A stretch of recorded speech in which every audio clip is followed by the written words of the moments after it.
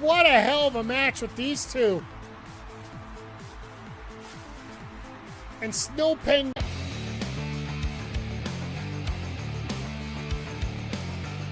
Quick cover.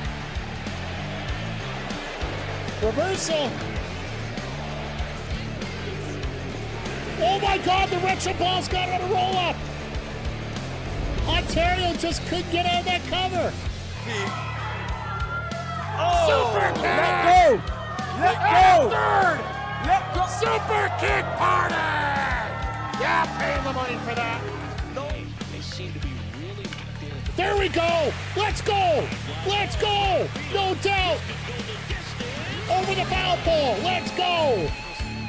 I'm getting notes here and notes there and notes. Stimulation is the key word here. Lots of stimulation.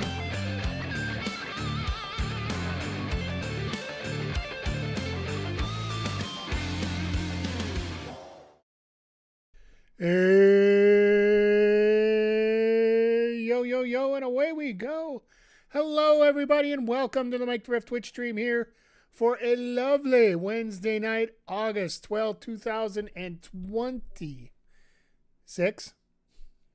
Almost forget what time of year it is. I haven't streamed in 4 days or 3 days, and it's felt like I've been gone a week. So I hope everybody's doing well here tonight. I think we're going to have a great show tonight. Some very interesting matches put up here. Got my Thunder Rosa v Sakura shirt on because, well, let's face it, we don't get many chances to see Thunder Rosa on our TVs at all. But, yeah, as we're going through this here tonight, like we got 2 matches in the Continental Cup. Moxley and Perry. As well as we're getting Jericho and Kevin Knight for the TNT Championship. I wonder where they're going with that. I'm assuming Darby's going to get set up somewhere in there on that. Like, that's where they got to be headed, right? And then for the number 2 spot in the casino, it's MJF, Jack Perry, Speedball Bailey, and Nick Wayne. All right. Now, that's the best way I could just put that is just, all right, sure. And then, yeah, just overall tonight, it's going to be weird because coming off that high of last Wednesday with the Arena Mexico show and an absolutely fantastic collision. Sorry I wasn't here, but, other things came up, so I knew I wasn't going to be able to be here, so unfortunately I wasn't. So, but yeah, overall, like, we're getting into a pretty good position going into All In just 2.5 weeks time here, which personally I feel, well, everybody knows it's their best show of the year, but at the same time, it's got an extra special little twinge to it this year, I feel. Like everything just feels like there's going to be a lot of big things happening at the show. And I know we got a lot of speculations about stuff coming up and what to do. But we'll have to see how it goes. Like, for all we know, we could get 4 debuts tonight. We got a couple people probably returning tonight, I would think. We got to get... there's a couple bodies that are hiding around that need to show up eventually here. Because the one big question mark I have is Swerve. Like, we haven't seen Swerve in a day and a half here in terms of what we've accomplished here, what we've seen going on. I'd assume he'd be either this week or next week. Like, they also, I believe Thunder Rosa's involved, along with Maya World against Persephone and Hikaru. Is it a new day today? It is a new day. I don't know if we don't see him until Wembley himself. Like, I don't think ticket sales are that much of a decaying matter that they need to show up this quick. So New Day debuted? No, not yet. Motor City Machine Guns debuted a week and a half ago. By the way, good to see you both here tonight. DLW in different styles. But, yeah, that was... I got a feeling we're not going to see either one of those guys until Wembley. We might even see them right after the match between the Bucks and the Bucks and the CNC Wrestling Connection.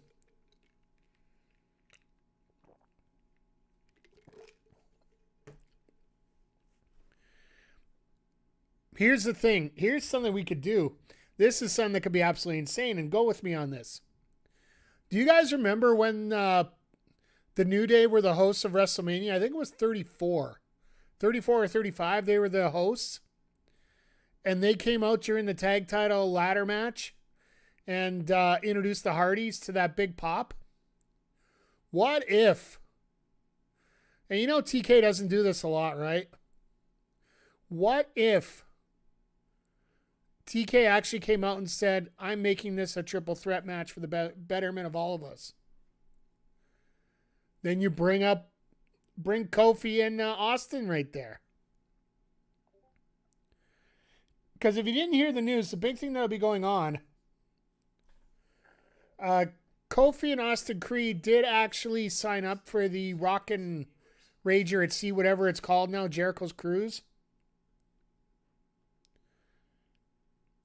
As the show is about to go live here. 18 days. 18 days.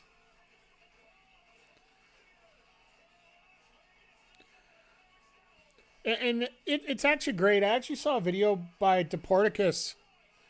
He dropped it yesterday, I do believe. Saying, oh my God, Noel's here. Honestly, Noelle Foley, despite what her dad looks like, God damn, Noelle looks good. Creed is good on the mic. Absolutely he is.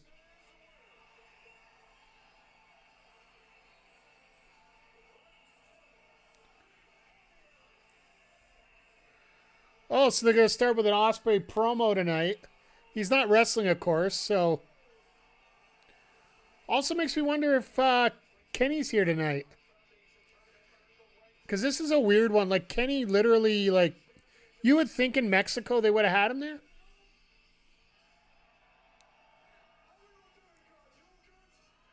Well, you have White there instead of Taz tonight, maybe.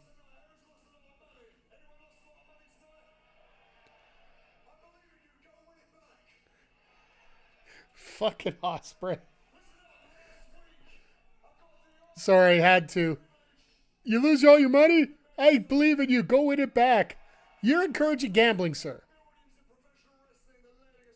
Mick looked good when he was young. It's not too surprising. That's fair, DLW. And Logan, good to see you. Good to see everybody. I'm doing okay. I'll admit I'm a little bit under the weather physically. Like, my head's fine. Just, I've had some, I don't know whether it's been kidney or whatever issues. It's been hard to walk for the last 2 days without pain, so.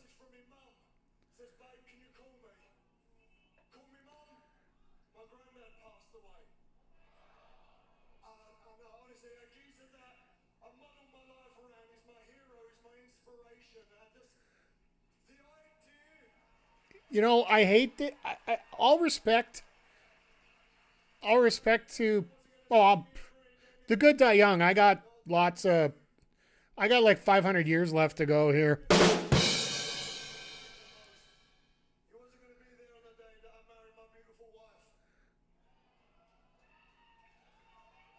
Oh, he's talking about a while ago. Okay.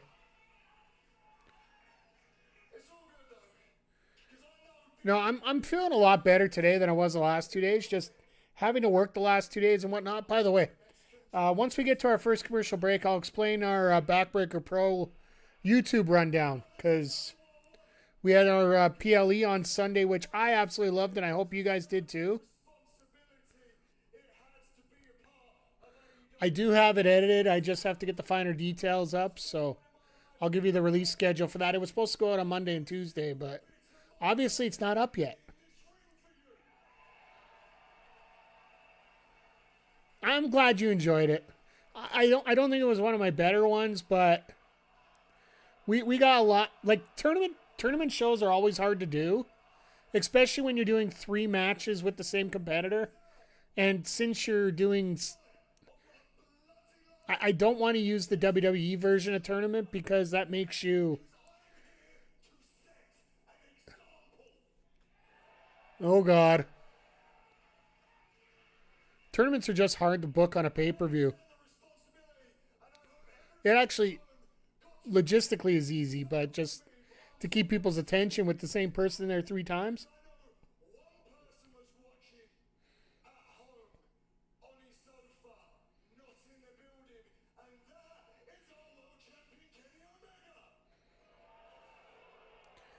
Hot take, folks.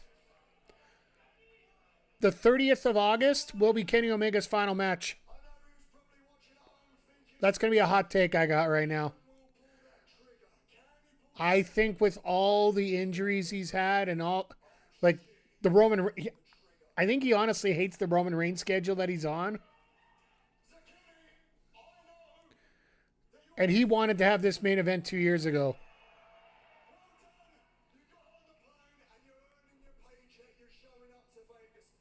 I think he might be done right after Ospreay.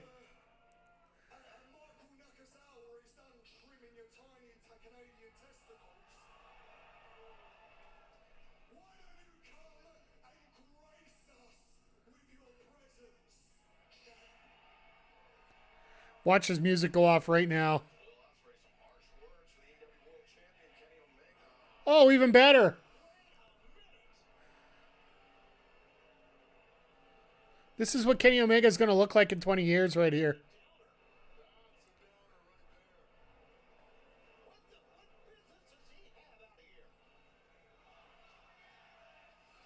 God bless this crowd. We started this in Edmonton, what, 2.5 years ago?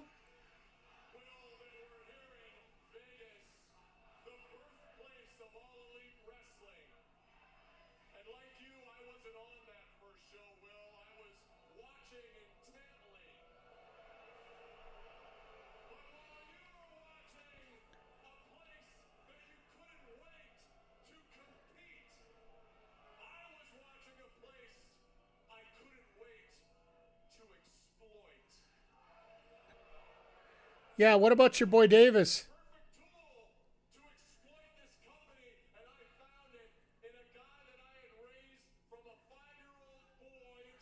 Okay, here we go. Bringing up the Omega story again.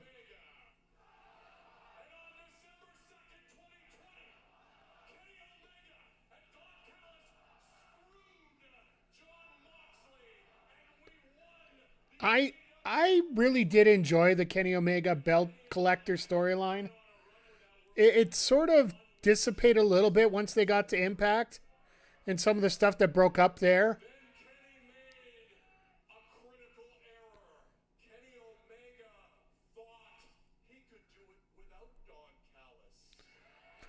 Yeah, most people could do most things without Don Callis.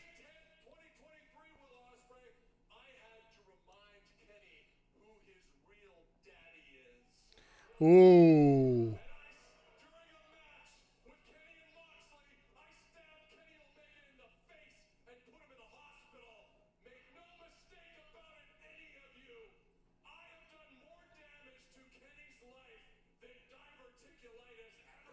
Wow. Wow. He's taking shots.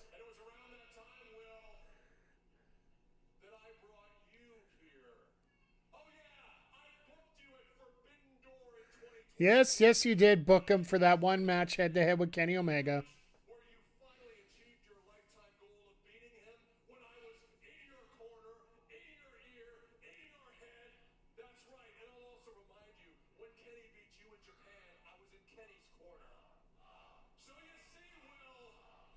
Now we got the ball chance going.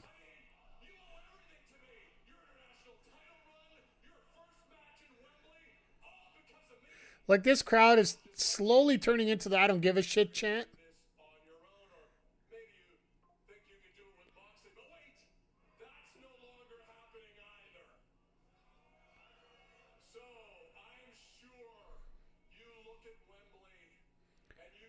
the road to Wembley these next couple weeks is paved with gold. But Will, All right, who are you bringing out? Come on, Callis. not paved in gold. It's paved in blood. Your blood, brother. Oh, it's Crotchy Vice.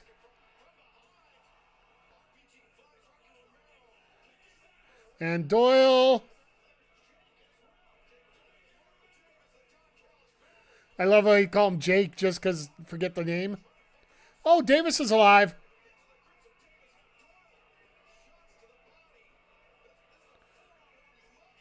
So who comes out now? Does anybody come out?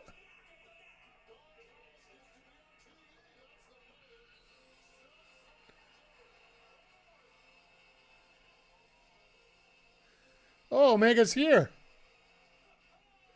With a baseball bat. I'm pretty sure Don Callis just wet himself.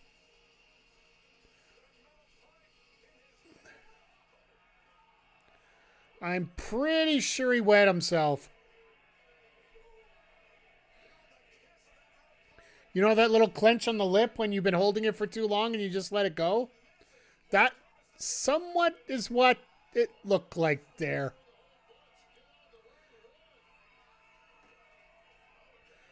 Now does he hit Omega? Or does Omega hit Ospreay with it?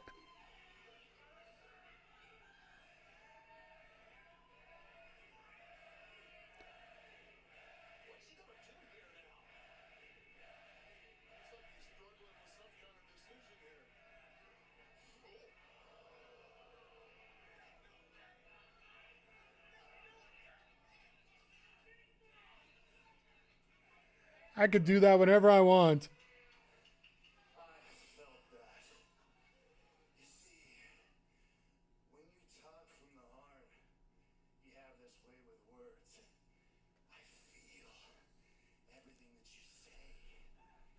Uh-huh. Is, Will, you wear your heart in your sleeve. And as much as you feel, Hey, Mrs. Zodiac. what did you think would happen, Will? I warned you about Don Callis. I warned you about John Moxley. Uh-huh. Both knew about the guy who's running around calling himself the real world champion. It's both of our problems. But Will, it's made you sloppy. It's made you a fool, Will Ospreay. I love this promo from Omega here. Everything.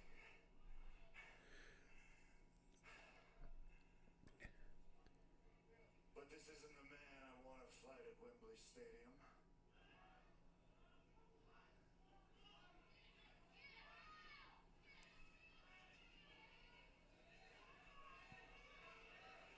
Is he going to take it? Is he going to take the hand? I think he does.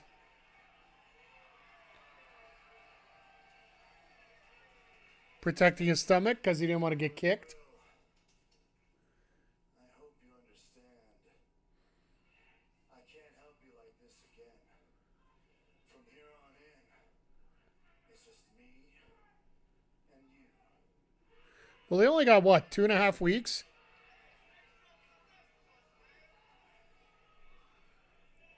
I appreciate the help,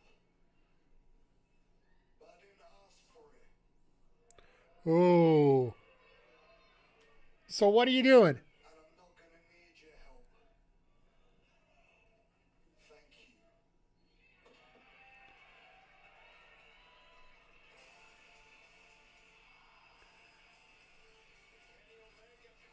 Kenny just looking, he wants him ready.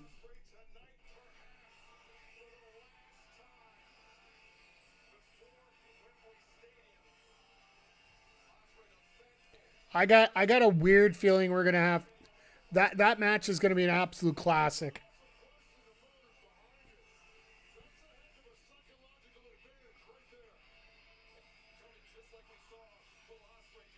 But yeah, as we're getting into the crowd here and getting ready for the show tonight, we got Paul White there, like we mentioned earlier. I'm guessing Taz is just having a week off. And of course, you're not going to have Nigel on commentary here next Saturday because he's involved in a match, right, against Shibata.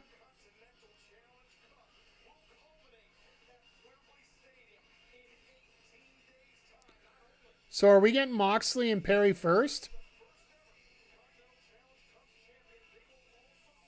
Oh my God, he got Bush for this. All right. You could tell it's all in time when they're starting to fork out some money here.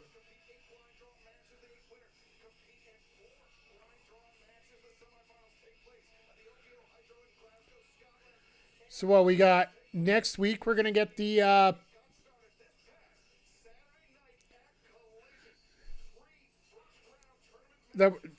I guess we're going to run it all in 1 week, the semifinals.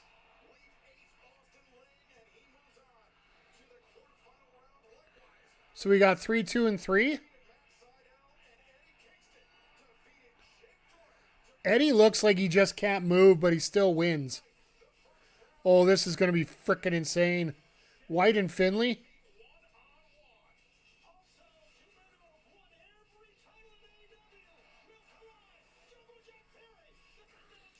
Did Perry win the world title? I still can't believe Jericho's getting a TNT title shot if he wins this. Could you imagine? What happened to Hyan? What happened to Hyan?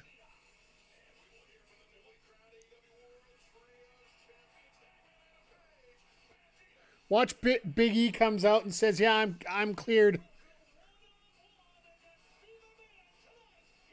We got 2 women's matches tonight? Oh, shit. Okay. I'll take that. We usually don't get that on Dynamite, so even though Viva Van, that's probably going to be the equivalent to an Already in the Ring match. The end is near.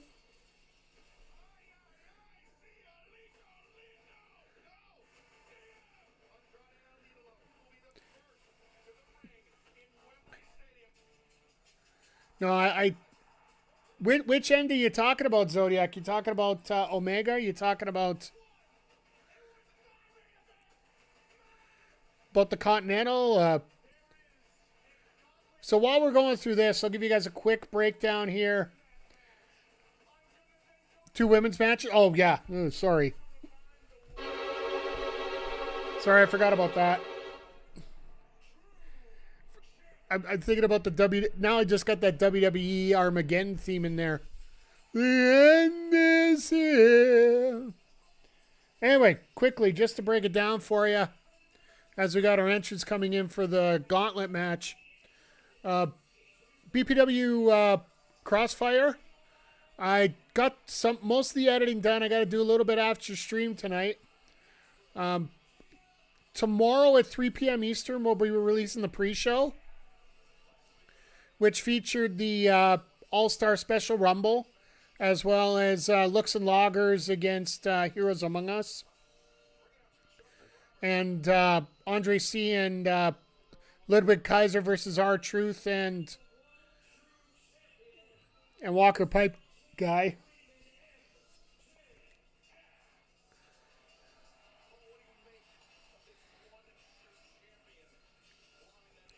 Just put a fucking X on there. Look at that leg bandage, though.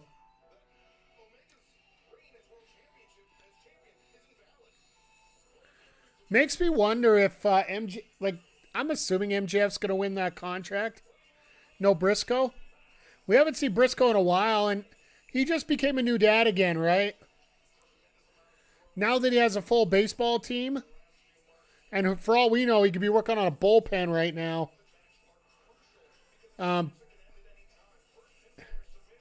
Maybe he wants a little bit of daddy time right now. So,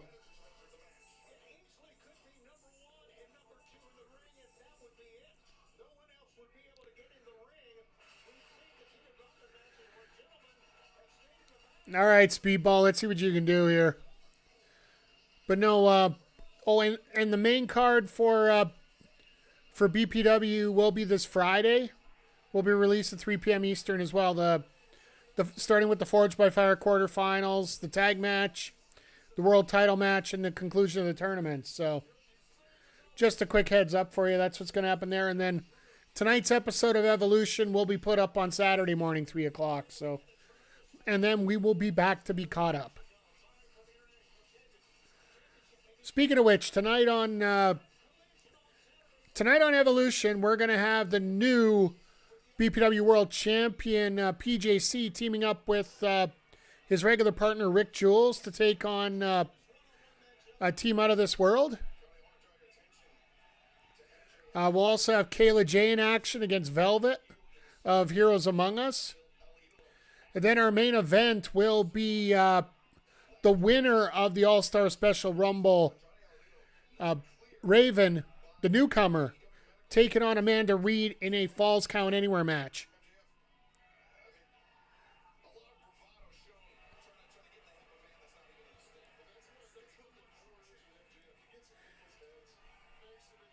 After screwing over his partner for glory, can they coexist? Apparently they're the one that asked for this match, so that could mean anything at this point. Hey, Nats, how you doing? Or should I say, Tag Team Champion Nats, how you doing?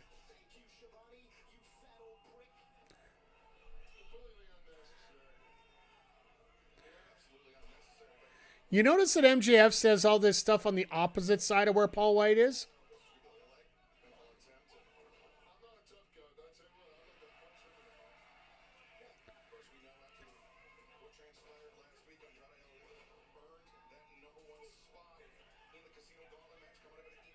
Would you have the New Day get involved with the trio stuff tonight and have Swerve as a third because they have no idea what Swerve's doing at the moment?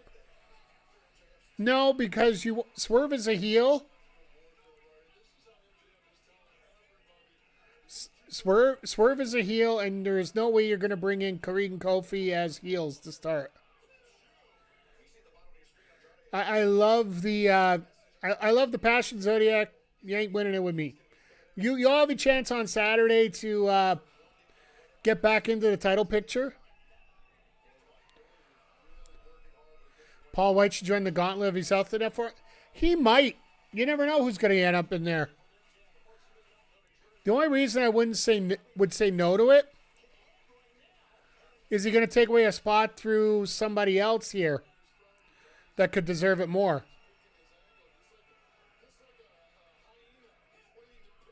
You're a defending champ.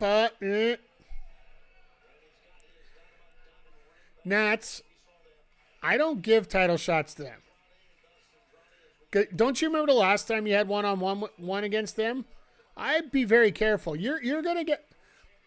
If they can beat the Pop Spot Monsters on Saturday, I will call it right now. If they can win that match, I will highly consider giving them the first shot.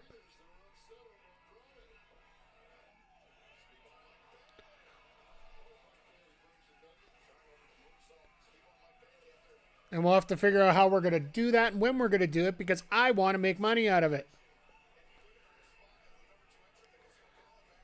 You honestly think MJF's going to do a dive?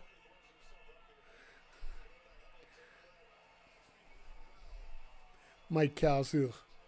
There's as many spots in Casino Gauntlet match as TK wants there to be. It's not like a Royal Rumble. It's announced 30 people beforehand. Fair, but also everybody's got to get a little bit of a spot in, right?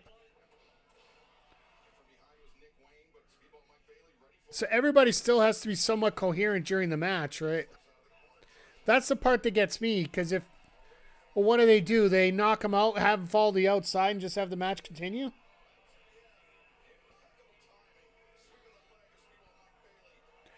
If you could bring them in as a surprise, I'd pop just as much as everybody else here.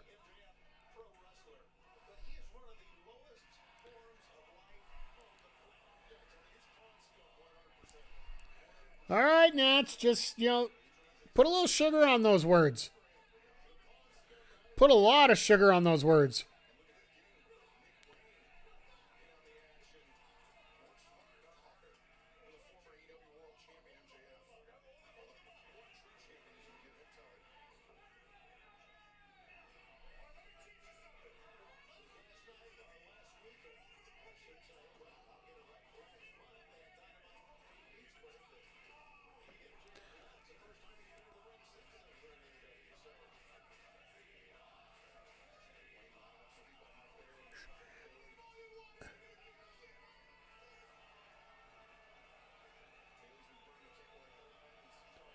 Uh-huh, that'll work long time.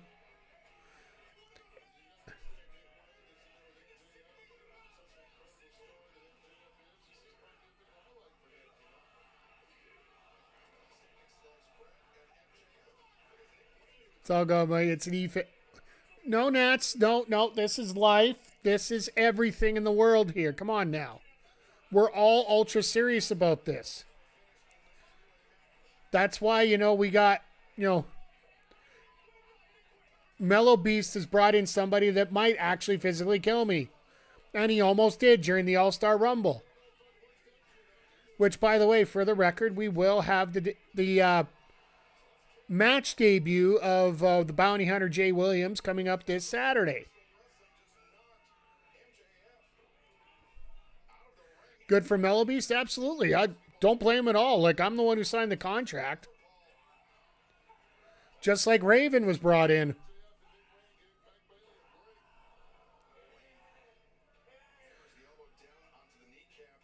I brought Raven in for a specific purpose, and I'll reveal that a little bit more coming up when we do our next PLE.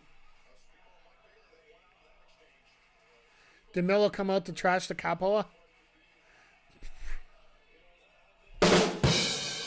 Nice.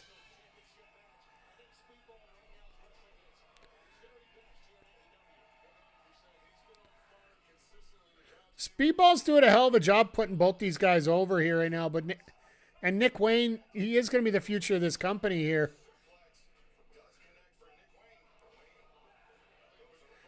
Mr. Sailorman, how you doing? Hope you're doing well. Jay's going to mess around, make the play. Probably. They're going to swig their way into the third playoff spot. The world's going to go nuts. Vladdy's going to mysteriously heal his quad or whatever the problem is. He's probably got a pulled groin and he just doesn't want to tell anybody. Doing great, Sailorman. Great. Appreciate you being here tonight. Waiting for that Nick Wayne Fletcher series in 2028. Yeah. Like, there is such a young base here in AEW. Like, Zodiac, was it you that pointed it out to me? Like, the average age of the main event card's somewhere around 35 right now, but you just wait a couple years and it could go down as much as 25, 28, 29. 1 minute and 59 seconds. Anybody got the stopwatch here? And the reason we're bringing it up is because the main event scene over in WWE right now is right around, 41. Like, it's a retirement home in many ways, but you can sort of understand that. A little bit more seasoning in a lot of the people that are there.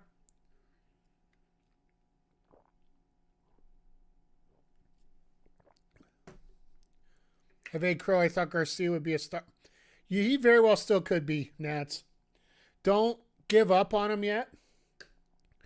Here's a problem, and I know, and this is why I want you guys to take a little bit of a slow burn on this.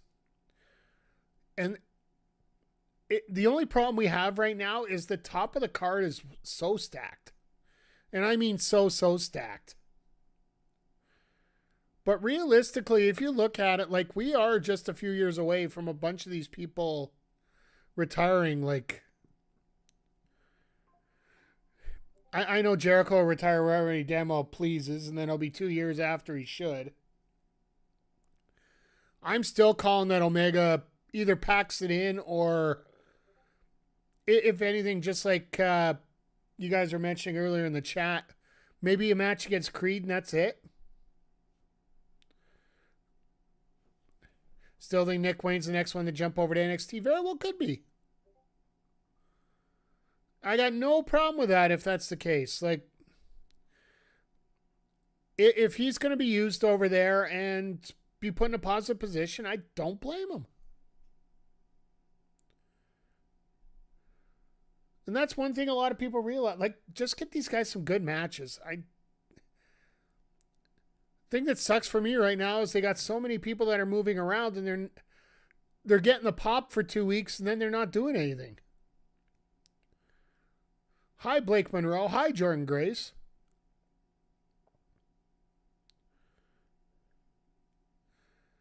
Garcia just hasn't progressed. His in-ring work is good, but he's doing better.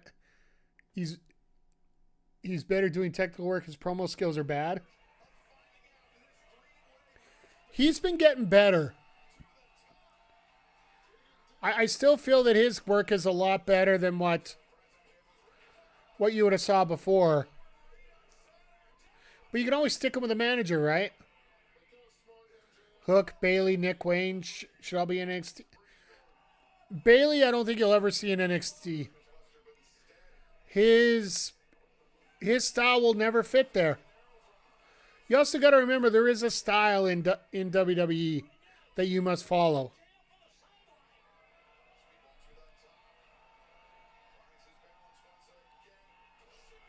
That's why Bailey was good in Impact, but he wasn't. I know they gave him a lot of top shots, but at the same time, they weren't going to give him full confidence.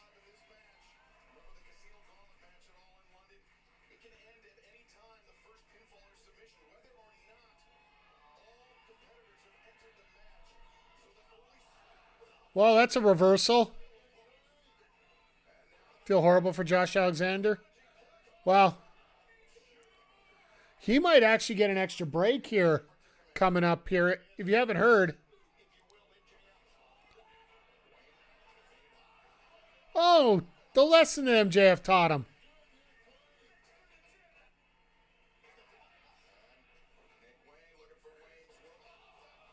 Well, that's how you counter a Wayne's World.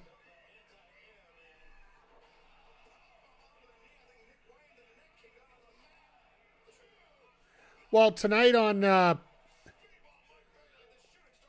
Maple Leaf Pro, honestly, I think Rohan Raja, will be a better out for Josh Alexander than what Stu Grayson is. And there's a potential for Grayson to lose that interim championship tonight.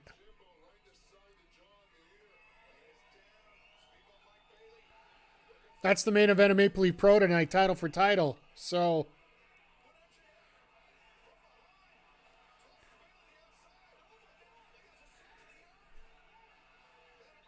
and there's your tap out. The cheesy ending, of course, from MJF, right? Is it bad that we're all sitting here to see when he's going to throw somebody out of the ring to take the pin?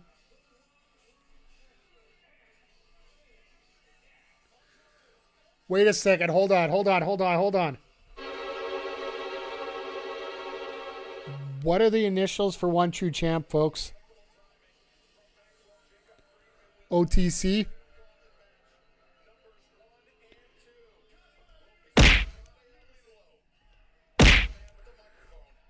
Something about shots fired? Pew, pew, pew, pew, pew, pew. Oh, wait, that's another guy.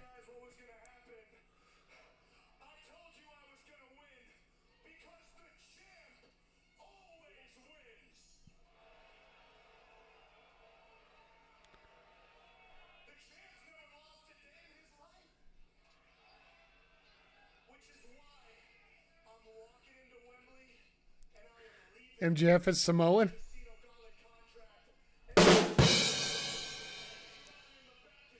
You never know. After that hair transplant, you can't really tell what gender he is.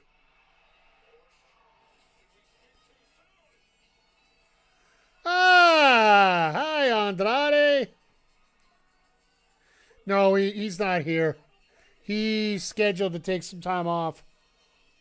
MJF got the music to play.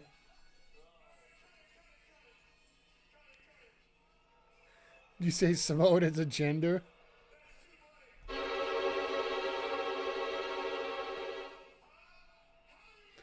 I don't want to even get into that drama at this point.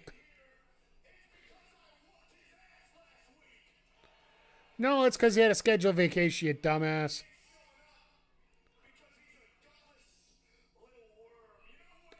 He tried to play a kayfabe thing, saying that he had to go return home.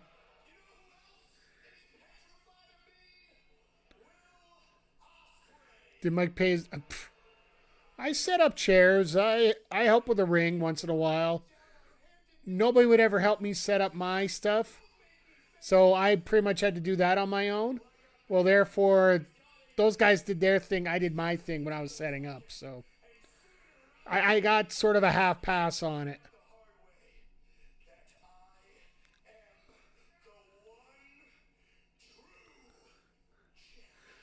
I want this crowd to start chanting OTC, OTC, OTC. Could you imagine?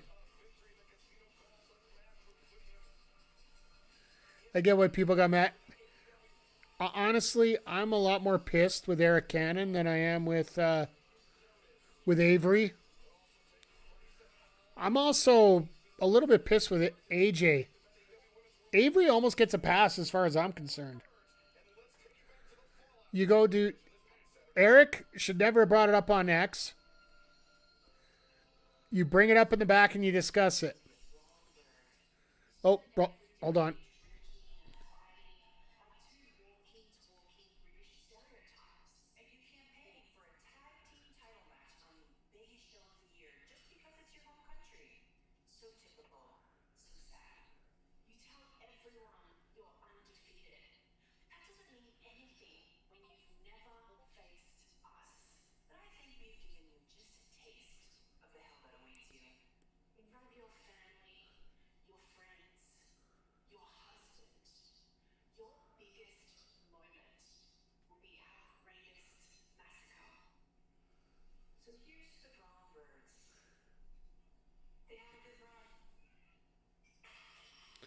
God damn it, drink your beer. Thank you for the hydrate. I was getting to it. I want to be on every word here.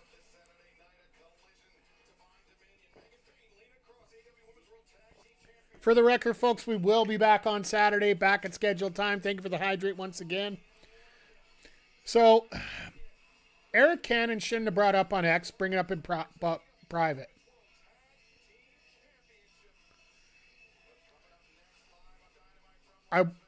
When it comes to AJ, he took the bait and he ran with it, and now he's starting a hornet's nest all over the place. To me, that was just dumb on both ends.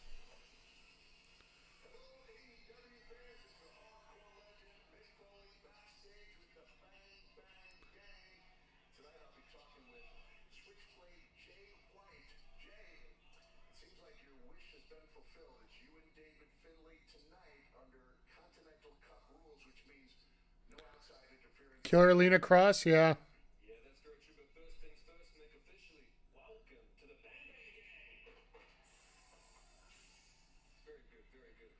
Jesus.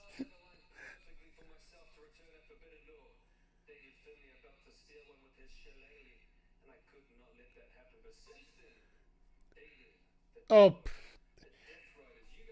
they're just another level with those two. It almost feels like, I think, I'll be honest, I think Alex and Jamie are the only two that might be, that are a regular tag team, that might have the cohesion, the skill, and the ability to make it look reasonable that they lose.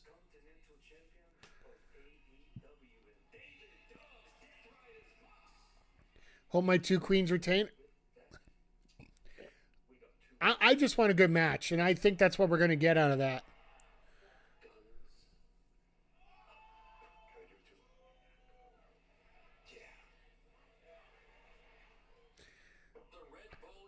Is Foley not allowed to say bang bang anymore or something? It could be like bow wow instead. Just throwing it out there. Let's not even get into that. That was just disgusting at that time. But no, that women's tag is going to be awesome.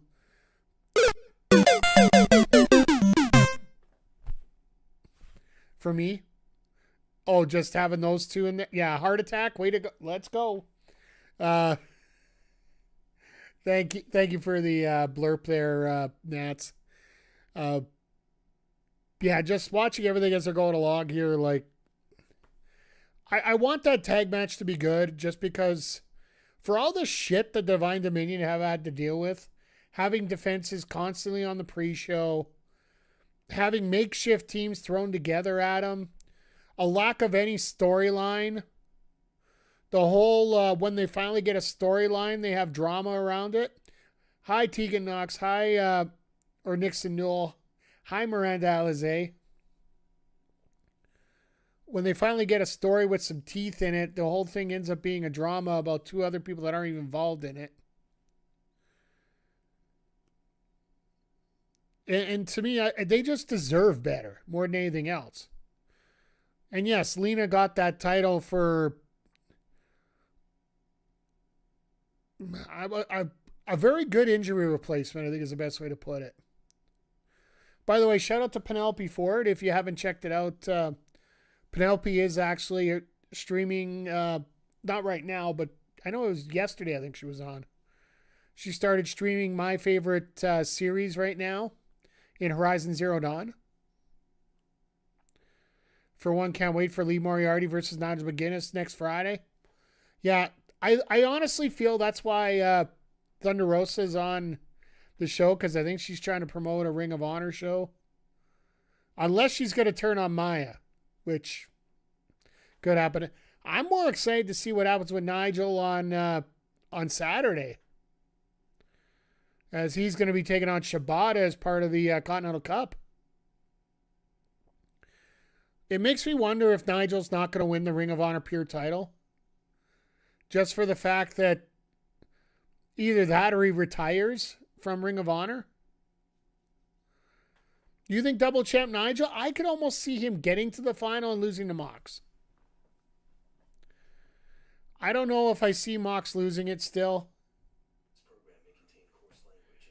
Because realistically, Mox deserves all the flowers he can get. Mox doesn't need it, but still.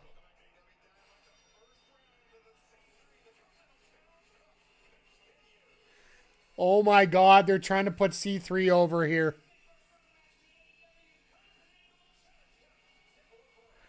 Now it's the C2 and the C3?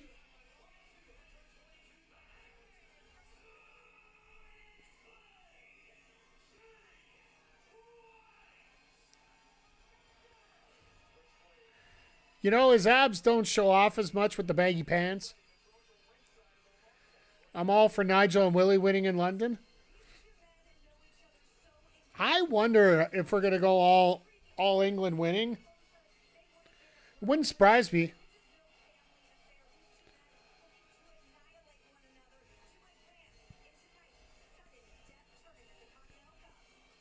So apparently Renee last Tuesday, got to have an interview with Bandito for her Up Close series. They went to, I think it's a Tanqueria, it's called. Mexican restaurant, bar, whatever you want to call it, for the interview.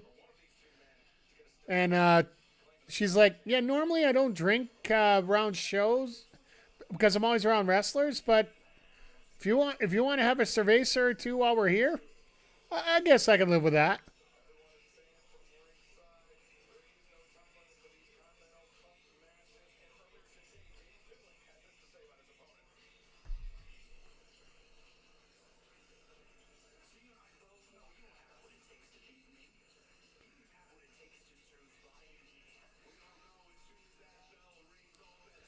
Oh my God, the Disco. I honestly wonder if he's heard about the Disco Inferno comments. So Clark Connors cut his hair. No, he didn't. He just has it in a band here, so.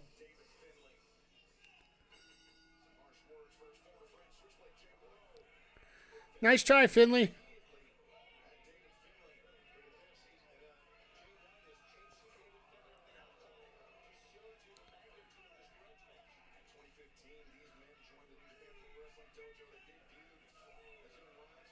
So now he's ruining the ring skirts. That's smart.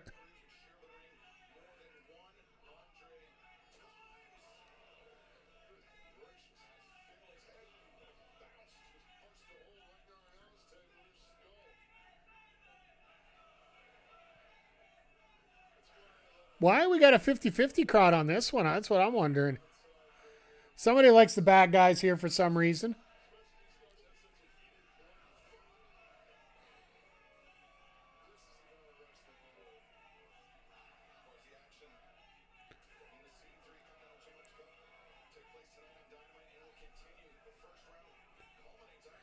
Okay, so yeah, we got 3 more on Saturday, it looks like. Cage Hichisero, which I would guess would be Hichisero, even though I want Cage to win. This one, I don't give a fuck who wins. Just we're gonna have a banger. That might be our main event. Strong and O'Reilly. Shibata McGuinness. I wonder if they main event that just to try to hype up McGuinness himself.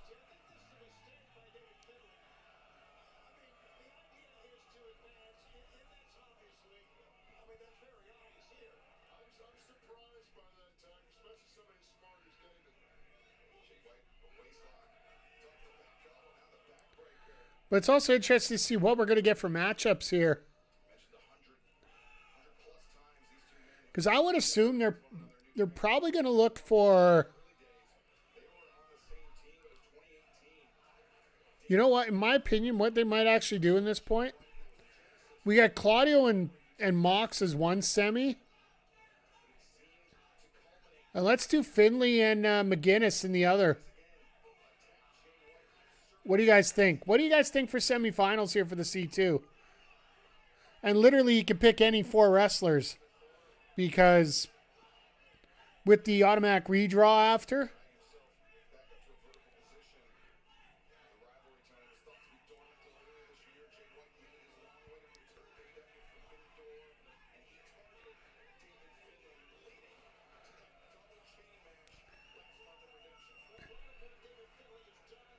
I love this. A lot of in, right back out, in, right back out.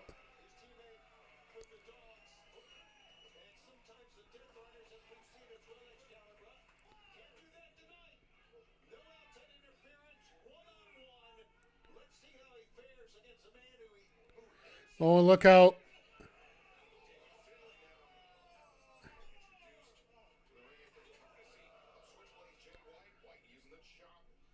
Right into the chest right there. Jesus.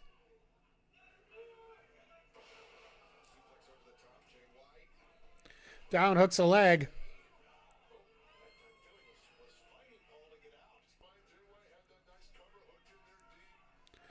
Got a nice tight cover on that leg there.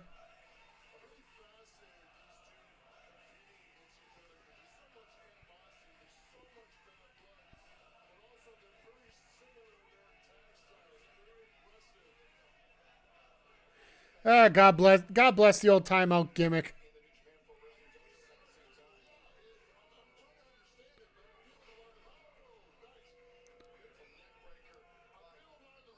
But as we're going through this, like, it's been a lot of excitement going on here tonight, and it almost feels like,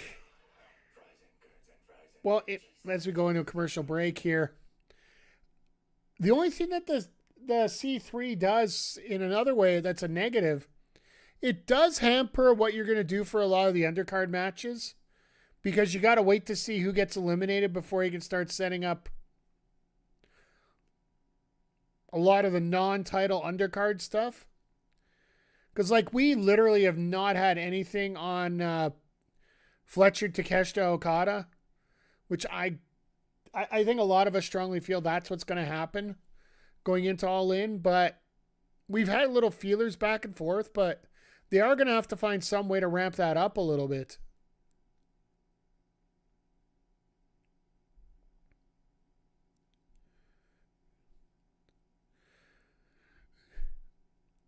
But yeah, in terms of the women's division, I expect a fatal 4-way at All In, even if it's on the pre-show for the TBS title. The trios, I don't know which way they're going to go. Do we go back to the demand for a rematch? Or do they do what they do every year? Put a four-way ladder match for the titles at Wembley.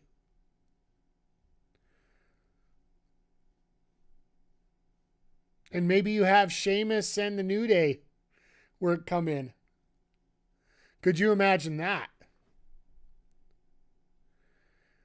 I also think you want to bring in like a team like Top Flight and all, and Skyflight and all those guys. I'm sure you bring the conglomeration once they get eliminated.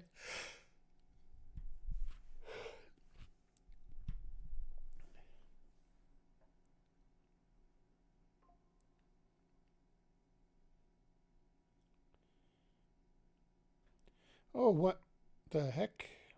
Oh, never mind.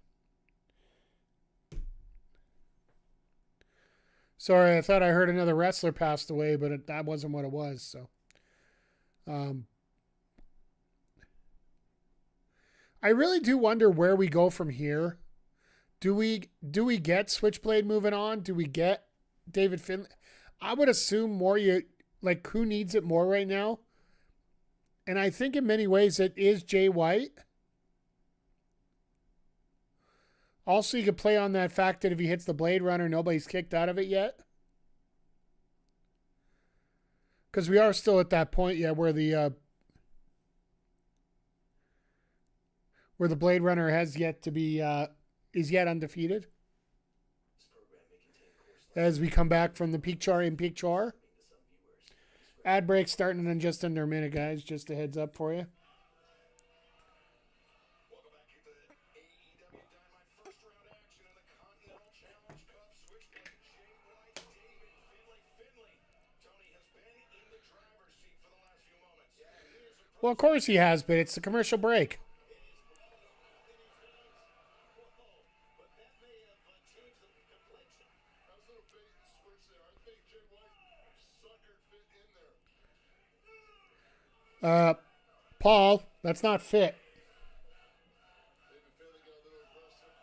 Ha! You notice he's the next one to say anything, and he switched his name for the Dave there?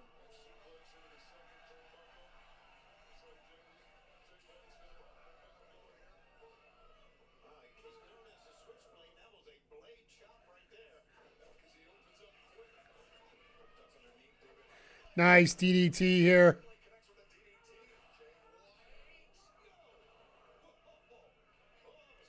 It's again another 2 count. This match does feel like it could be one of those that, with the proper build, this could be a pay-per-view match. And yes, I do know that they just had a tag dog collar match, which really did look horrible.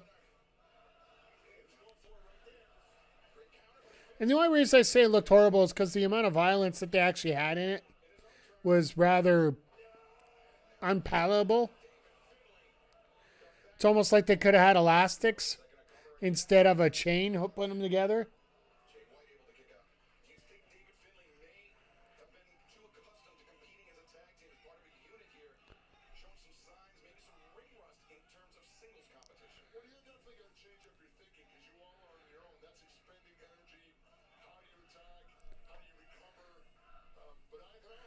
If you're going to have a dog collar match, it needs to be brutal. That was a PG dog collar match. Exactly. I'm here, I'm there, I'm every freaking where. I'm Mr. Levy. How you doing tonight, Sal? I hope you're doing well, and I hope you're pulled over on the side of the road somewhere safe.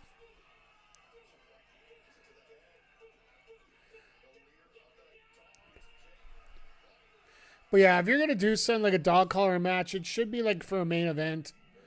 It just having a match for sake of having a match just isn't worth it. Nice running face buster right into a bridging German.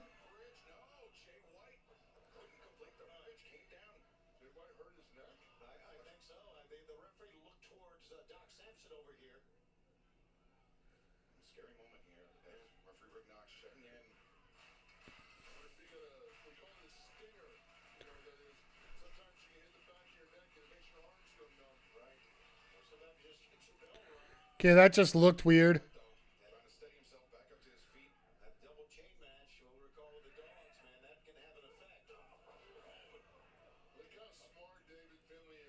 Went to another elbow. Okay, this is where we get Seth Finlay off. Heading to my next load. I should be there tomorrow. I left Seattle this morning, headed to Missouri. Nice. Unconscious confidence is what that is. He didn't even think about that. Second DDT by Finlay. Is he going to take it here? Floats over, cover. 2. Okay. He's tapping out right there, isn't he? Just whacking his right arm. No, good to see you here, Mr. Iceman, Mr. Levy, as our good friends call you here, and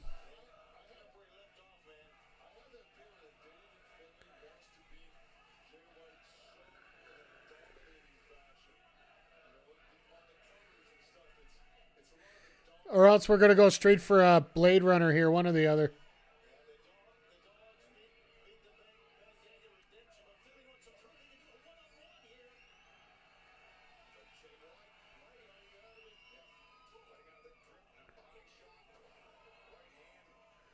All he needs is 1 minute for one move.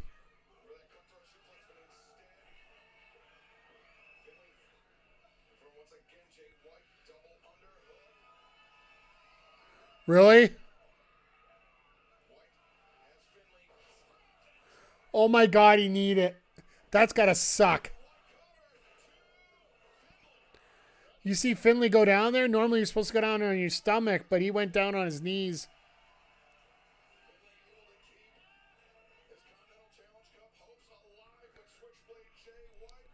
If we have a Blade Runner, where's the Tron movie? Where we have the Tron move? We do have wrestlers coming in on bikes.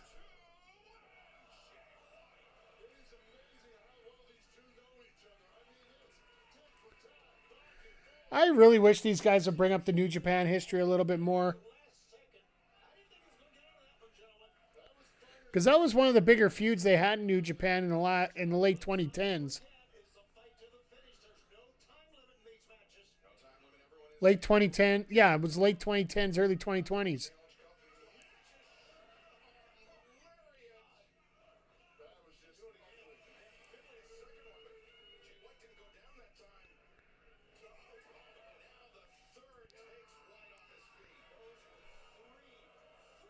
All right, that was a hard shot.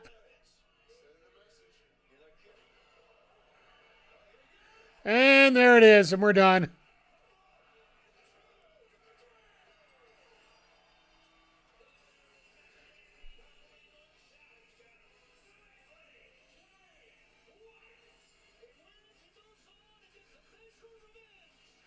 They're immediately going to widescreen on him. They are not showing him whatsoever right now.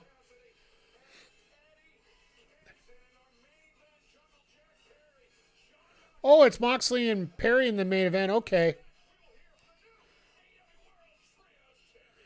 So what? We're getting this promo. We're going to get the women's matches back to back because Sheeta and Persephone are going to attack. Zodiac. I don't know if there's a better way to put it. That was just absolutely a phenomenal match between those two. You can tell these two know each other very well. And they've been going at it for a long time. Like, if you want to have an experience with these two, I know that there's a lot of AEW stuff, but do yourself a favor. New Japan World, I think it's like $10 a month. Just to go back and check the feuds that they've had there. And they do have English commentary on there, so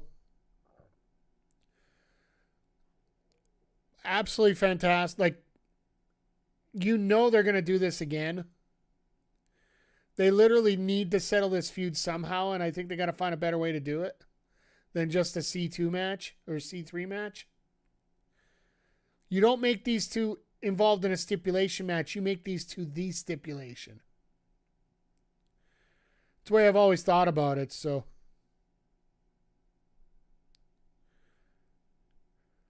So yeah, we're going to get the trios promo, then probably we're going get Jericho at the top of the hour. That makes a little bit of sense. Shoehorn the two women's matches in as they always do.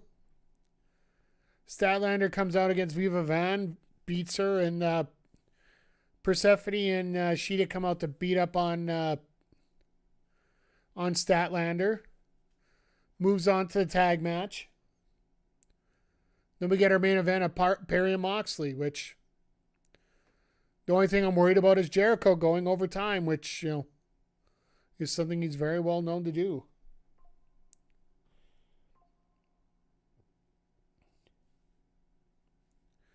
No, it's so funny. We're just blessed to see what Jay White can be actually capable of. For the fact that we haven't seen him in such a long time, and for a good part of that time, though, he got sheltered into what was considered the worst feud in AEW history, or the worst pay-per-view main in AEW history. I know a lot of people will still say now it is Cope and Moxley. We almost have to put in. I don't know if we really need to. Like, it is recency bias and whatnot, but Kevin Knight and Omega might have to be there. Notice a lot of wrestlers don't bring up New Japan or any other outfit because they don't want to give the shine to others. It's absolutely fair, and that's a lot of old school thinking too. Because if the booking's a lot different in AEW versus where they are somewhere else, like for example, if your best friend's here and your enemy's there. All right, looks like we're gonna get the Demand come out to interrupt the Good, the Bad, and the Ugly.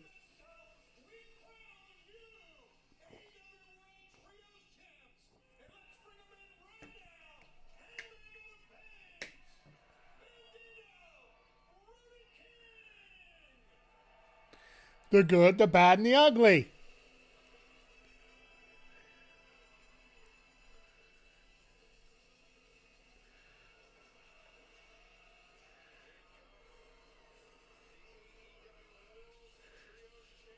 Hangman's getting the hang of it. Wait. Nats, you might be onto something here. I'm just going to pull this out early just in case.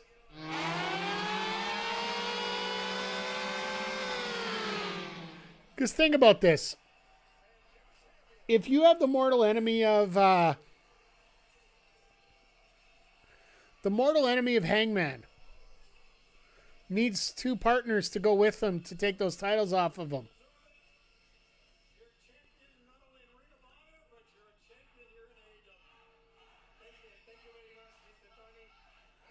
Mr. Tony.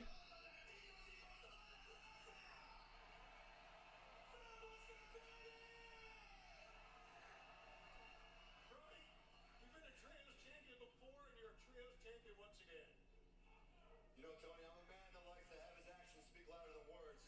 But Las Vegas, we are the new AEW World Trios Champions! Hangman, you're wearing gold once again here at AEW. How does that feel? Oh, it feels great. Well, actually, I do want to ask a question. Do you mind if a white boy speak a little Espanol? Oh, here we go.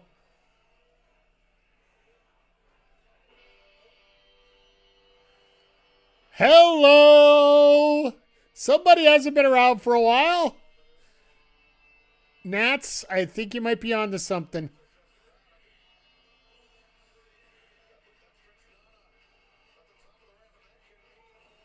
Welcome back, Mr. Swerve.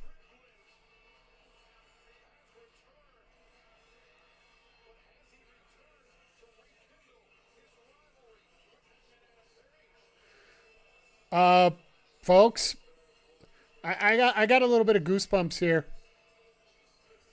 I really wonder where we're going with this.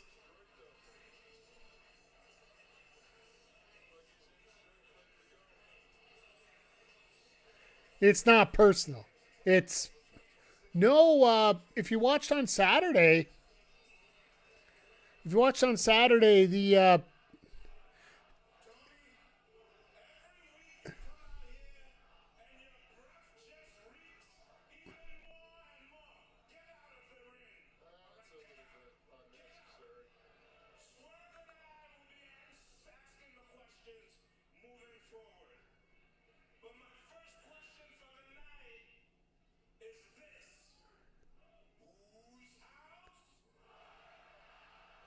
Oh God, that phrase should not be over as it is.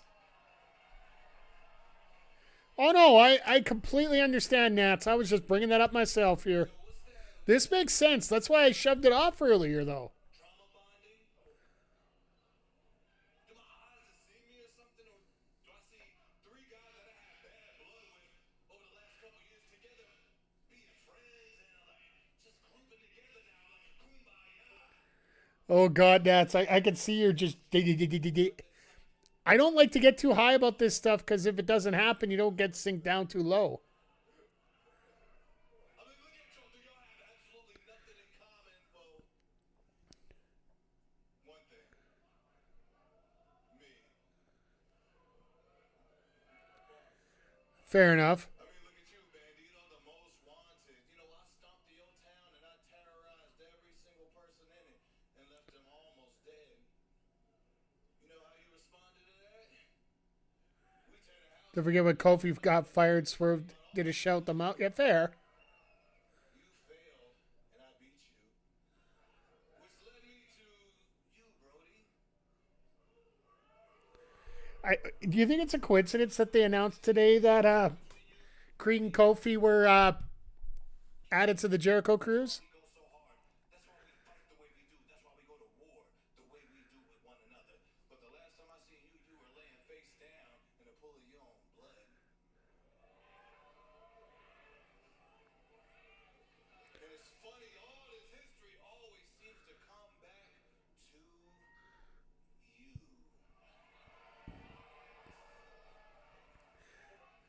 Oh God, I want to see some more.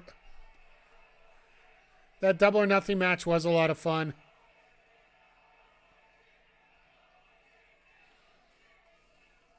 You know, early part of this year, you and I were actually on the same page, no pun intended. I take my eye off of you for 1 second, and look, you go off to the AEW World Championship, and look what happened. You lost. Yep. Not only did you lose, you lost any opportunity of going for the AEW World Championship again after that. So,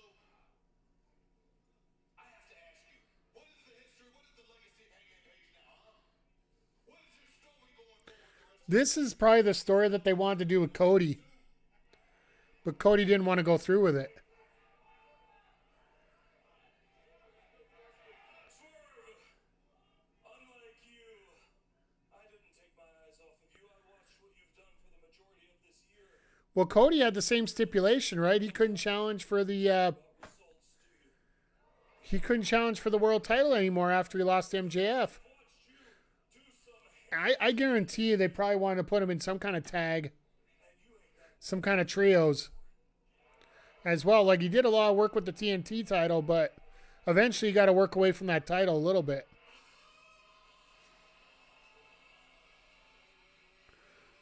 Are we going to go three-way here, folks?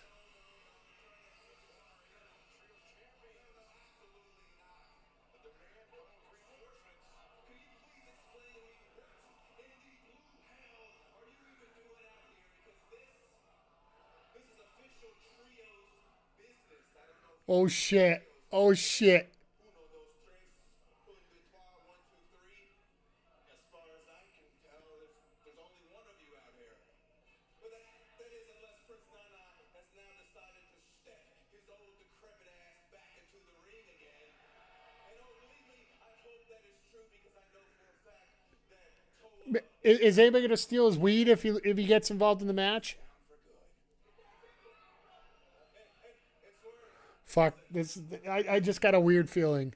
that you would be able to have a group of guys like this that don't completely hate your guts to watch your back so you can even challenge for these titles. But I don't even know if you remember how you got yourself in this situation in the first place. It was you and everybody else Oh, God. that decided to turn your backs on me and shower me in toilet paper. Well, It was you and Prince Nana that for some reason had the bright idea to drop and completely abandon GOA, but that's okay because I saw their full potential just like they saw in me, and I was the one that led us to become the World Trios Champions. you know, triple threat wouldn't be the worst thing in the world. Championships that were actually stolen from us Stolen? It was a one-on-one match. stole those titles from us because you're lucky that this isn't the NFL. Otherwise, there would be instant replay. Instant replay showing that Toa's shoulders were not on the mat for the 3 count. So the way I see it, those titles still belong around our pretty little waists. So with that being said, the three of us demand our rematch. And don't worry, boys, because if the right hand don't get you, the left hand will. Maybe we get a 4-way. It's really not safe for you out here because you have 9 guys that hate your freaking guts. And hell, you have more guys in the back that hate you just as much as we do. Oh, God. So why don't you do yourself and everybody here a favor and get to stepping. Swerve just gritting up here. This scares me a little bit.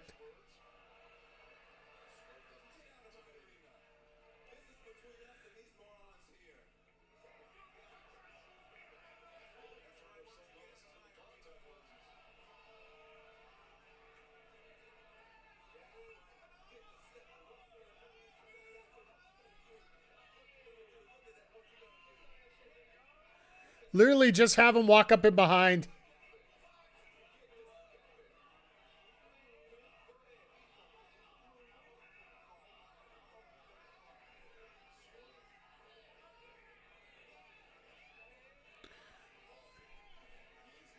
No, it is. It's just they're not going to do it tonight. One more thing. Brody King may be the one doing all the barking, but Ricochet, you the one that's being the bitch.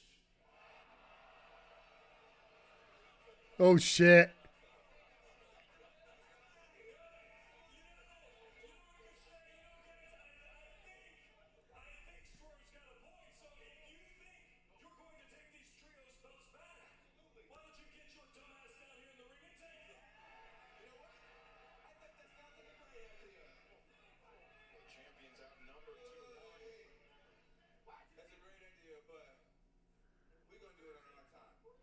Why wouldn't you want to do it at home?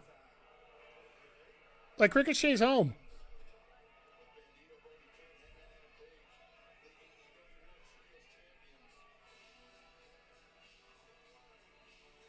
Yeah, no, they're teasing it. They're teasing it. It makes sense. If you're not going to put them in the world title match or world tag title match, have them as the trio for Swerve.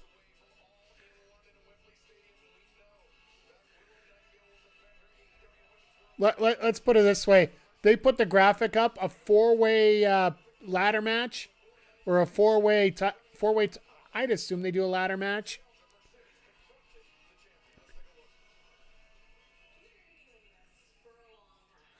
Love how you hypothetically called it. Well, I appreciate you for that.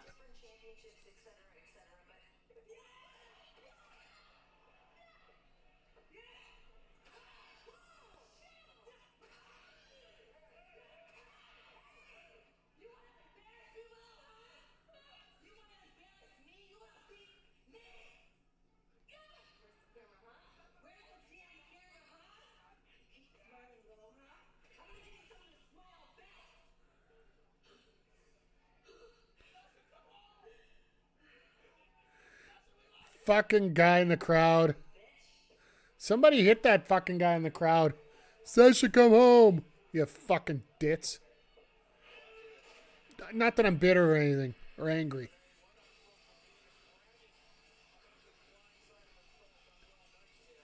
What do you guys think about the Bailey teasing once again?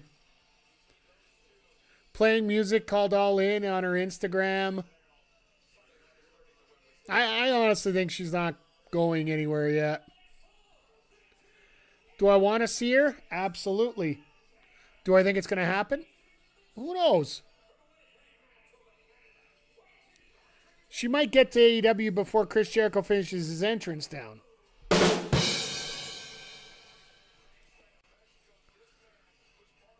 What is with that hair? Holy crap. Is it just me or did he dye it blonde again?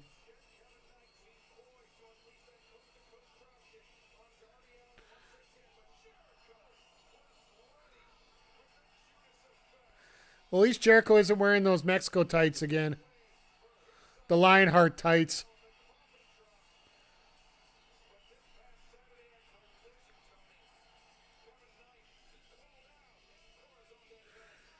If it wasn't for the fact that I'm a 47-year-old man rapping like that.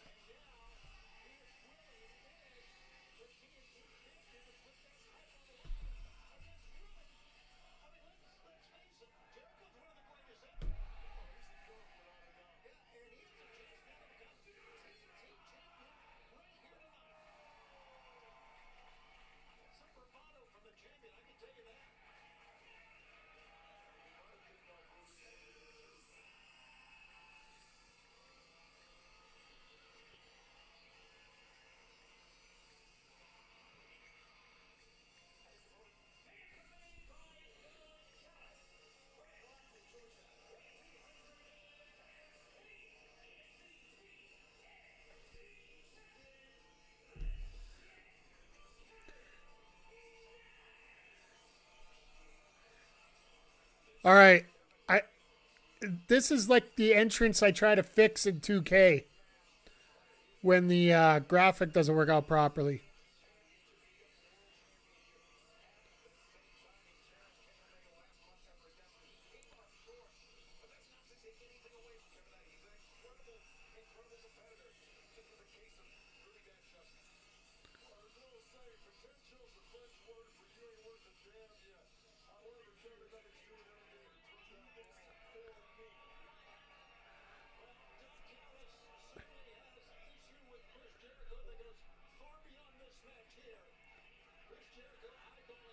Just a random Jericho night match.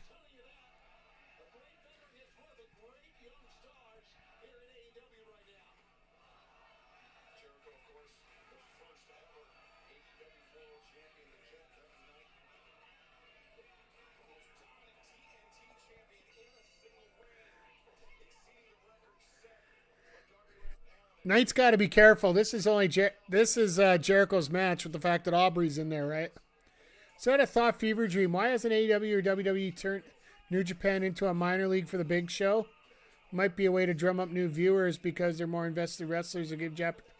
All right. Well, first things first. There's a different company that owns New Japan, and the rules for buying businesses in Japan is a lot different than what it is in North America. Like a North American product just can't walk in and buy a Japanese product. That's why, for example, you have Nintendo of America and also Nintendo of Japan. They are two separate companies. Just giving a video game example for that. The other thing is, in many ways, a lot of AEW fan or New Japan fans feel that AEW has been that graduation spot for turn New Japan into a bit of a feeding ground.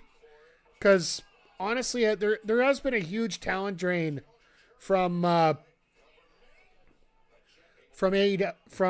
Japan into AEW and WWE for that matter.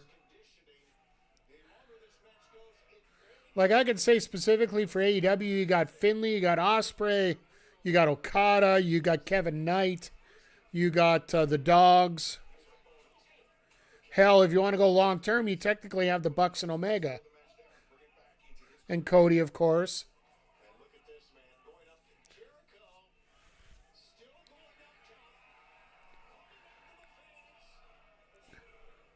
But in terms of talent-wise, yeah, that it really is happening anyway.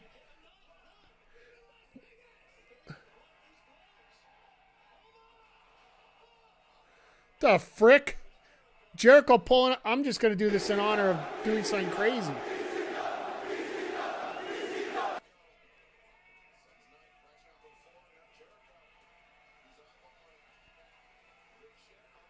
Having them in the same pipeline may not cause a drain. The thing is, with AEW, they don't normally send a lot back. Same thing with WWE.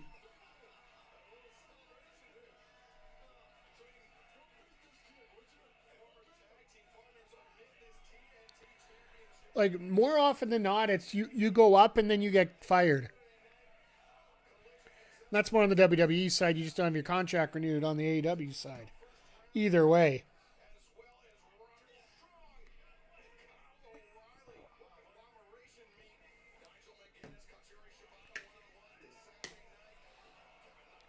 My God, Saturday's going to be such a fun show.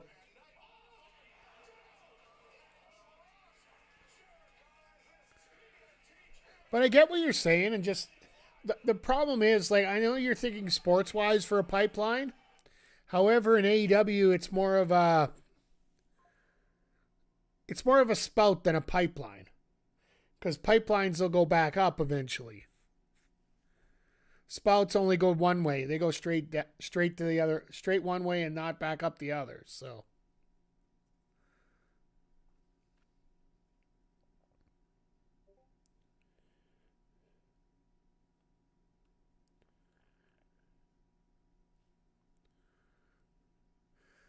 yeah, all in all, I agree with you. It would be a great idea to cap. Well, in many ways, Japan's already segregated off, with New Japan having a working deal with AEW in terms of working together on shows, while Pro Wrestling Noah has that same thing with WWE right now.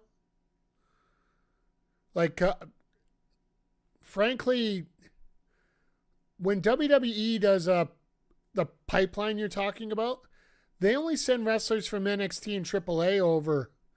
They won't send anybody on the main roster over at all. Like if you, for example, with Pro Wrestling Noah, Omos returned and got his big break back in with Pro Wrestling Noah. Actually became their tag champs, and they literally had to forfeit the titles because WWE wanted them back. They didn't allow him to lose the title. And that was for him to debut in AAA. So, yeah, I'm not sure where you want to go with that, but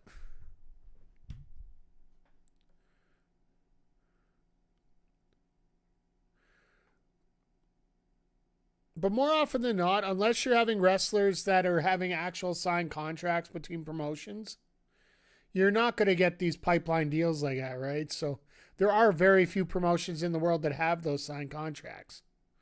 It's just fortunate for Canadians and Americans that, we have 4 in North America, I guess 6 if you count the entire North America. AAA, CMLL in Mexico, Maple Leaf Wrestling, Impact, AEW, WWE, Major League Wrestling, Impact, and WWE, AEW. So that's 4. So that's 6.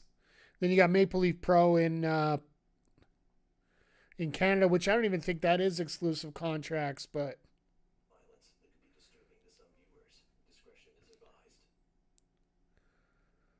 I don't know exactly. Like, Maple Leaf Pro hasn't enough matches to determine whether they're a GCW type super indie or are they a solid TV promote or contract promotion.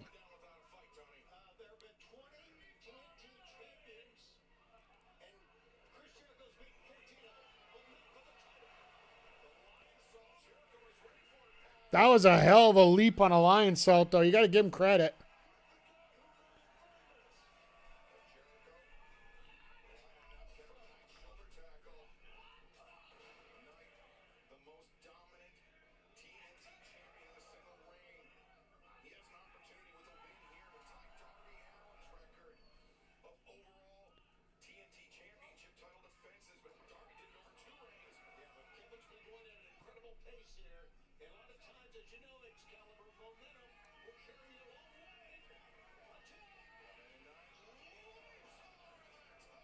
Knight's got the skills. Like, seriously, he is one of the best.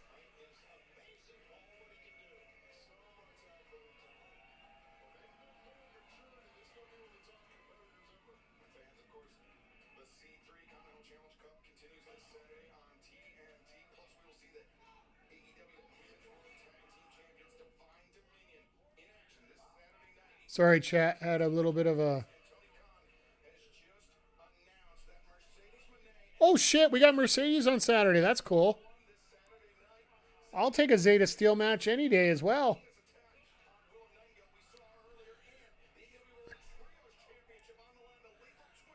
Okay, so we're going to get rid of the lethal twist part of this real quick.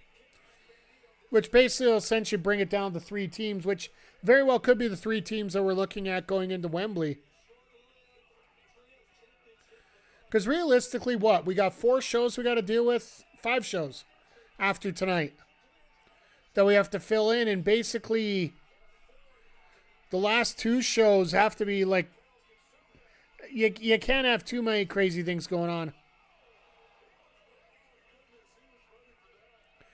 Jericho just throws out a right hand into Knight's face.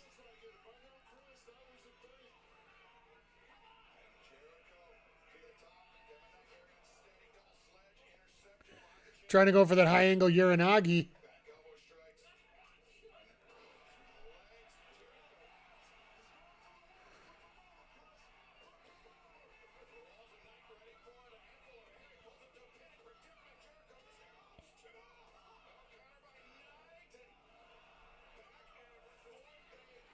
Jericho couldn't get over.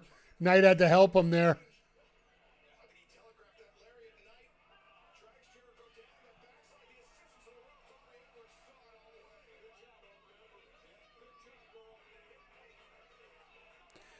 And Callis is like, yeah, I can't defend you on that one, bro.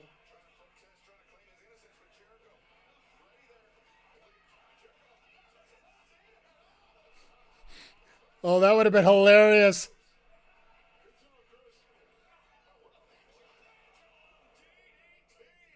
All right, Jericho's almost dead. You know this is Aubrey's match, right? So, you know Jericho's going to get away with murder.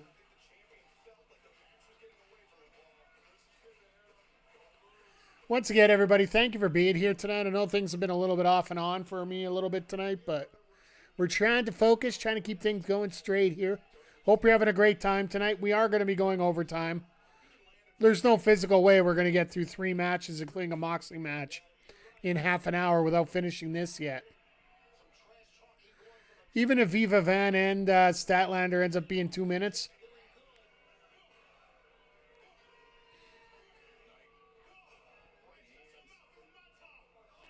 This is my time.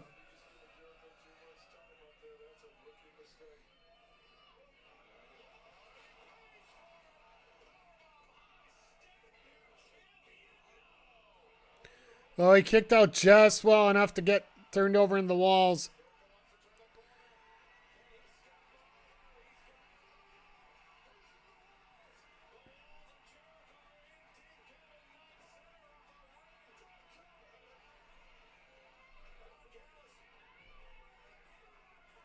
What the hell is that?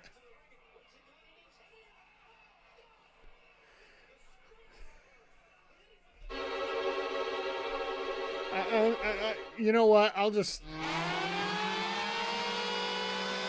Shenanigans.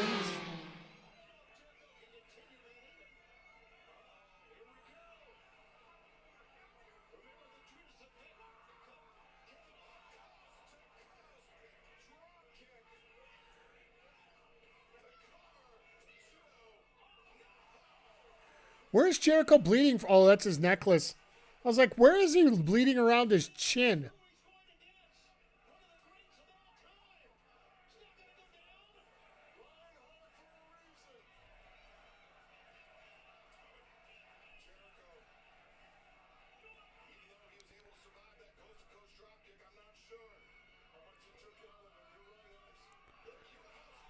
Oh my God. He didn't bring him in for the code breaker. He let him fall into it. That was awesome right there. I'll give Jericho credit. He can make things look good. He can make things look stupid just right there, but just before that, but... Oh, come on. Hit Aubrey. Hit Aubrey. Oh, there we go. Kick to the nuts.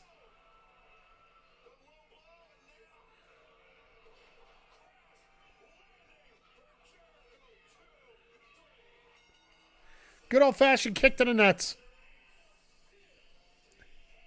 You'd think he's as old as he is, it would kick to the balls wouldn't hurt as much.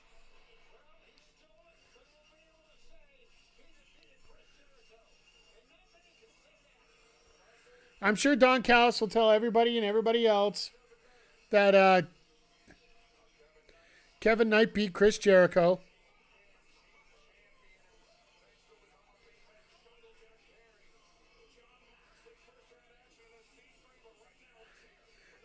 Callis is just, it hurts more. They're all shriveled and dried.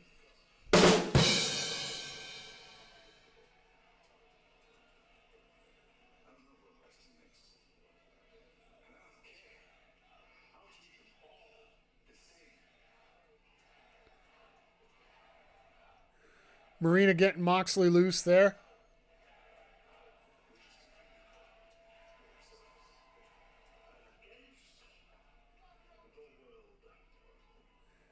You're about the same age as Jericho? I'm 48. 47. Be 48 in a month and a half.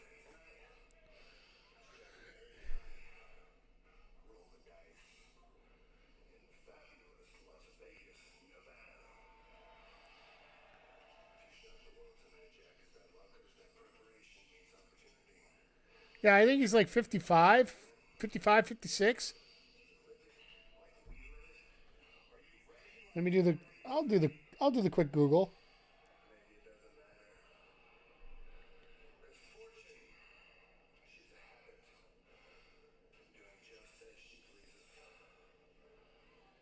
$55. It'll be 56 in November.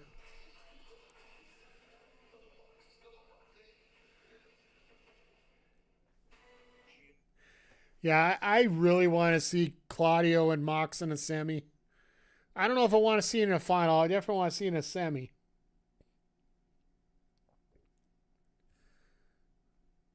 But yeah, his are still, well,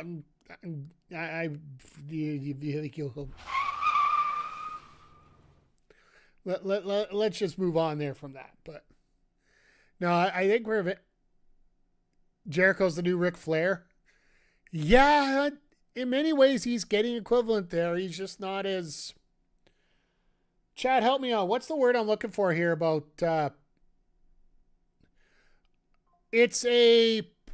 Basically, it's an 8-man elimination with a redraw every round. Zodiac, that's basically what it is. Or sorry, it's a 16-man tournament to start, but there's a redraw every round about who your opponent is. So there's no official bracket. It's you win whoever against whoever in the first round. You win whoever against the second round. And same thing in the third. And then there's the final at Wembley. That's why when you look at it, they're not showing anything fancy up on this board for it. So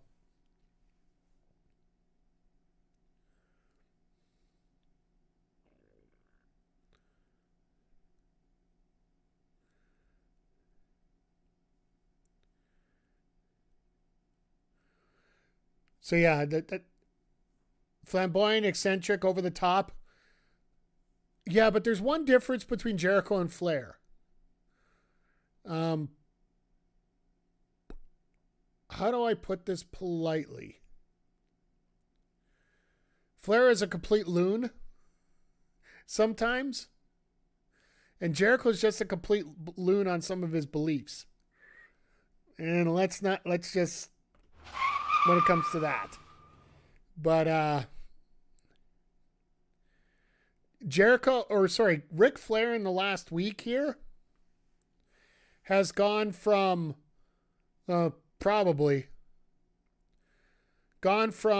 getting back with his ex-wife. Oh, this was hilarious last week. If you didn't keep up on X, and I know a lot of you don't, which is fine. Ric Flair on X actually put out a post, I think it was over the weekend, saying, "Oh, Wendy, she's come back to me. We're back together again, and we're trying to make things work." One day later, Rick's putting out a post. Just to be clear, we're not together. We're both friends, and we're working things out. Which basically tells me, yeah, Wendy saw this. Wendy got pissed. Wendy told you off. Yep, an already in the ring match. That's what I figured.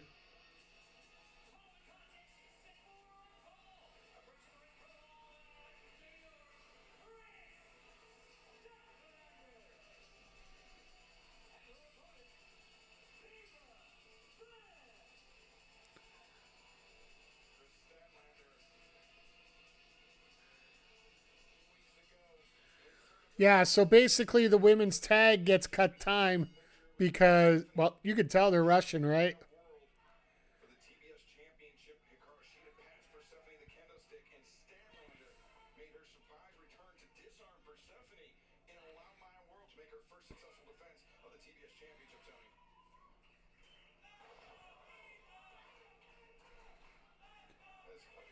This is a bit of Bizarro World. You're hearing a little bit of booze for Statlander. Coming up in the tag team match here in just a few moments, both are big enemies of Chris Statlander. We remember what happened in the ring of Mexico. Stat lost thanks to Hikaru Shida using Thunder Rosa's Mexican National Women's title belt. Yeah, so 1 week ago, Persephone scored the win on Statlander, though. Should have an asterisk next to it, but what power from Statlander. I love the power of Statlander. Such athletic ability. Ooh, this is not good.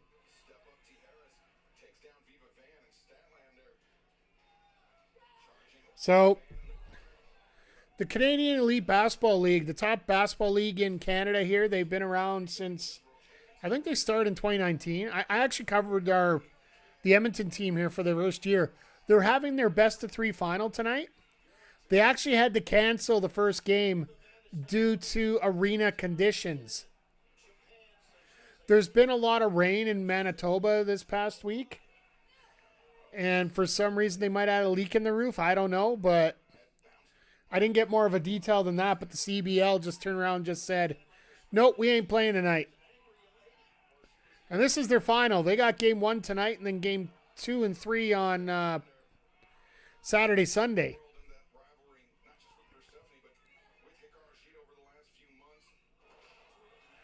But it looks like we might be doing even sooner than that.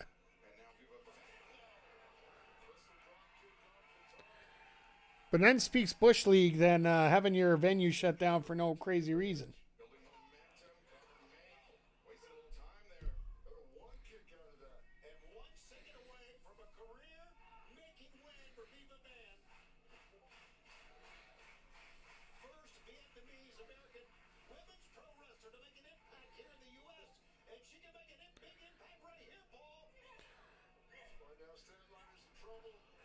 The only way I think I see Viva winning this is if Shida and Persephone come out to ruin it for her.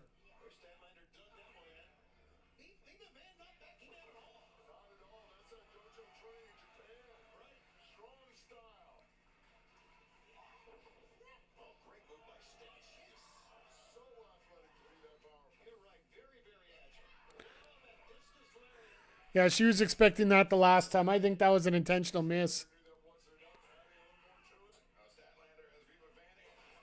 Yeah, we're done.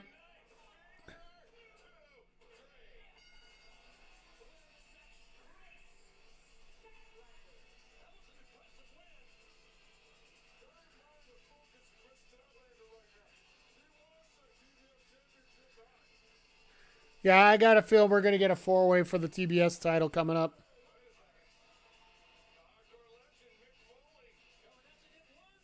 Why that? All right, let's go. We're just not pulling around. Like, there's no waiting.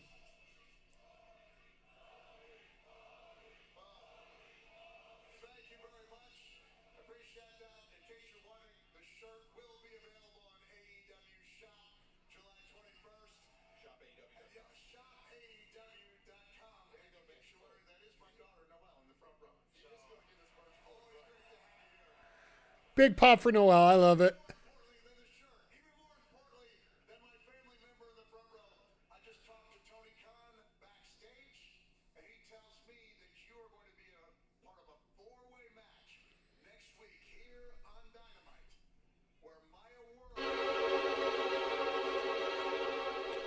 What a shock. Did I not call it? I thought it'd be all Wembley, but fuck it. We'll do it next week. Your comments, please. Nick, I gotta tell you, I feel great. I feel fantastic. I feel Do we get a title change, folks? Do we get a title change? now my. Oh, thank you. I am so proud that you are the TBS champion. You deserve that title. She deserves it. Thank you. Uh-huh. But Persephone and Sheeta, I will make you bend over backwards and shove your own heads up your own asses. I love when Statlander goes absolute freak on everyone. For every bilk shot, for every sneak attack, Stat Daddy is gonna make you pay. Cause you see, I was made for the TBS title. I fought literal wars for the TBS title. Oh, and here comes Persephone. They're not even waiting to hell. Or that was.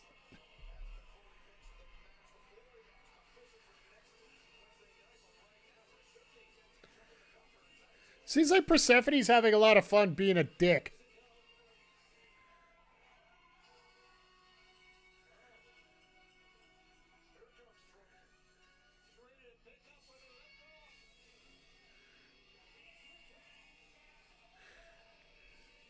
Just get the. Justin missed the cue.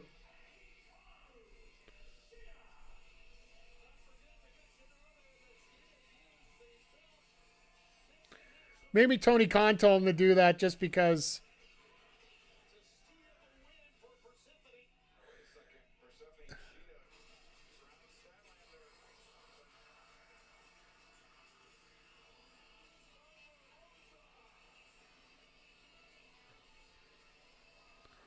Oh, that's right. Thunder Rosa's got the national championship for CMLL. You can tell this is being like, come on, let's go, let's go, let's go, let's go, let's go.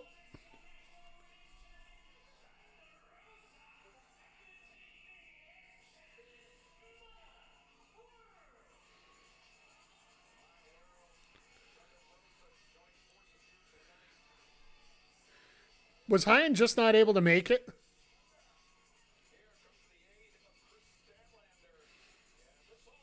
This just, yeah, no.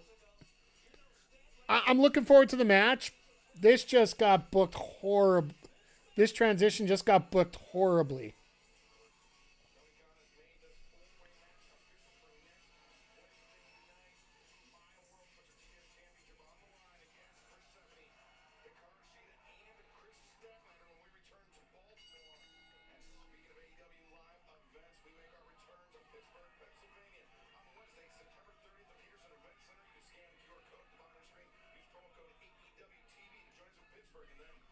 Wednesday night, Baltimore, Maryland, for AEW Dynamite, and Ring of Honor's Death Before Dishonor comes to 2300 Arena in Philadelphia, Pennsylvania. So yeah, how many of you guys are going to check out the Death Before Dishonor next Friday? I got a Friday night free, so I'm probably going to watch. I don't know if I'll stream it. If you guys want me to, I'll consider it. Wouldn't mind checking things out, but you know, Tony Khan's telling you to get back in the ring right now.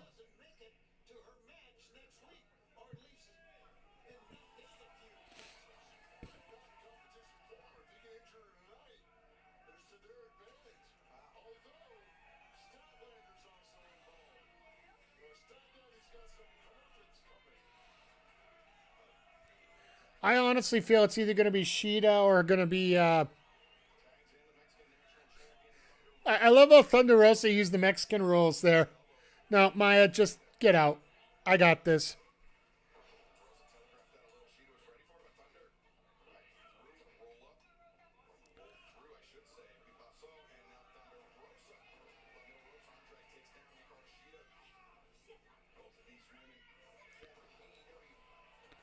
All right, Rosa, I see you working.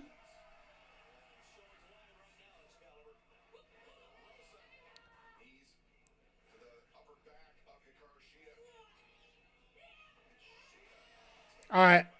This is probably the most clean I've seen Thunder Rosa work since she's been in AEW, to be honest. Well, at least since her feud with Baker. And what? That was what, 2022? That St. Patrick's Day Massacre cage match?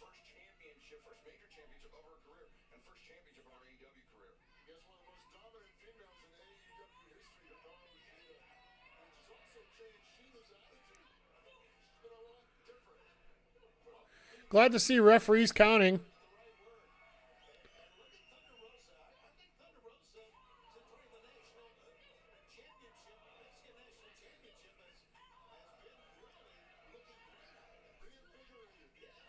It's a little hard for Thunder Rosa to get that slap in. There's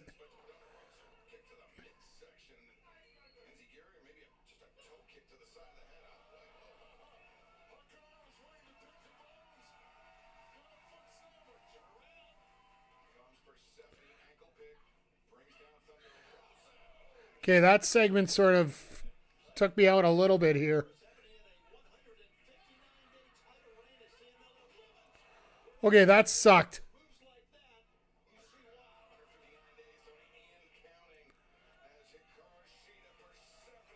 There goes that drive-by knee.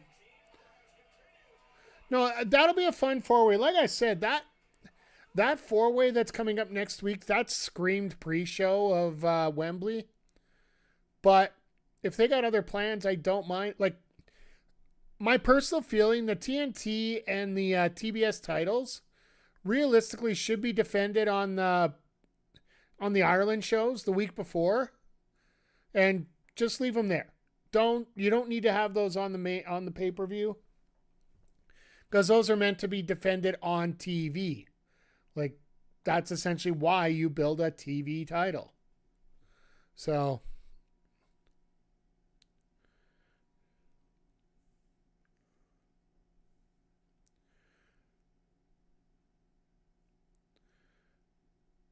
and here we go. Here comes Sheeta back into the ring.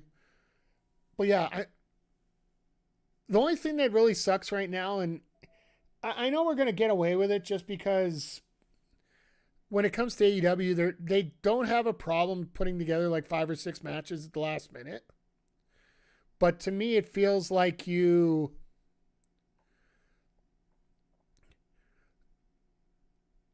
need to wait for all these other matches to settle down before they can put together the card for the biggest show of the year.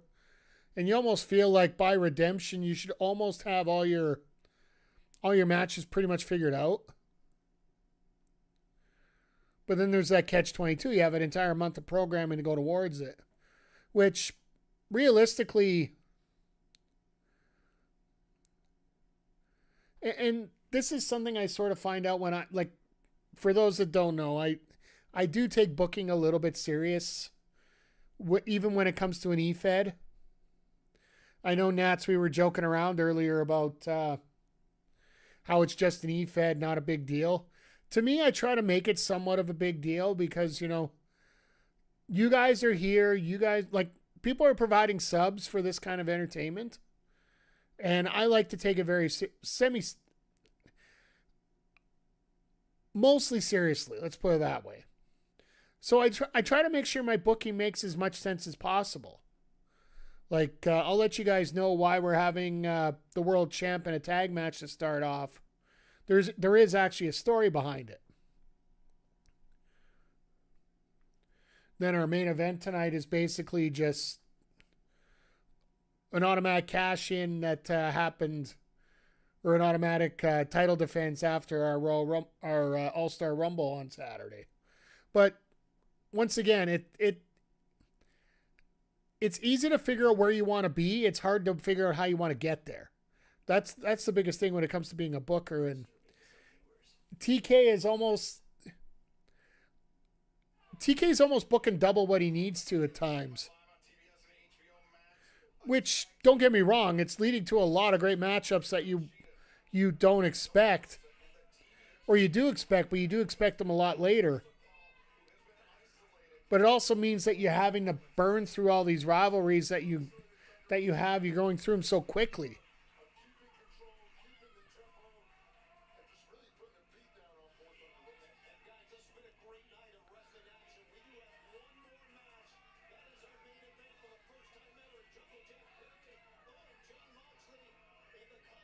Oh, Jay's won again.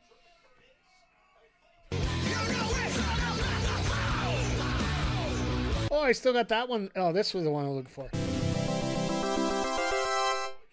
Sorry, I had my Diamond Dynasty win song there is Adam Cole. I haven't played Diamond Dynasty on stream for a while, so.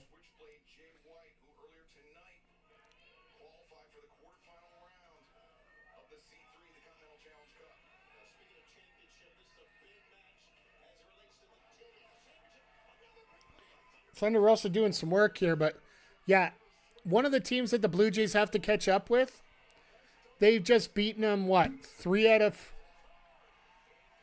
3 so far?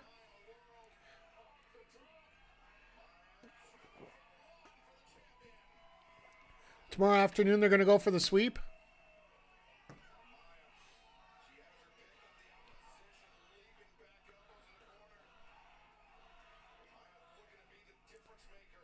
Boo on the Jays win. Hey, what fan are you? What fan are you, Iceman?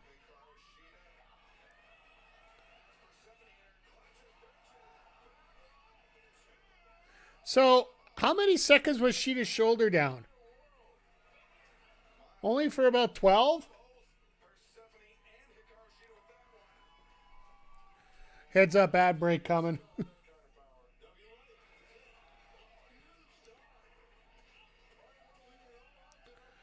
I have to say, like, I know we gave her shit at the beginning of this round, but she is actually fitting in quite well now. I think it might have been nerves, or whether she just had to learn how to step up. But Maya's done a hell of a lot better job than what she did before. Oh, you're a Sox fan. Well, we all can't be perfect, Iceman. Sorry.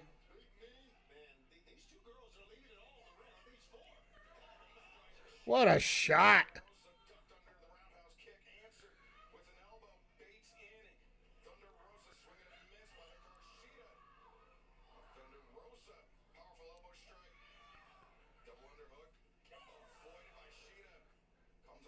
Oh, look out. Going up Falcon Arrow. Yep, done.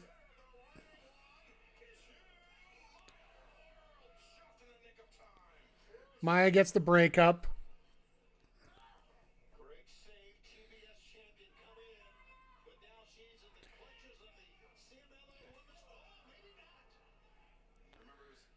Yeah, once again, like I said, Maya here, like, maybe it was intimidation that she took on some of the top. She was in there with, like, the top of the top in AEW. But now she's just, it looks like she's fitting in so much better. And I'm not saying that these are bad players or bad wrestlers by any means. No, they're not. But there's that extra aura that you have around, like, people like Mercedes.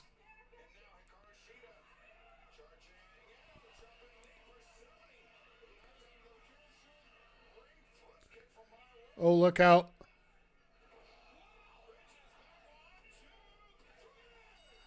And gets the victory again.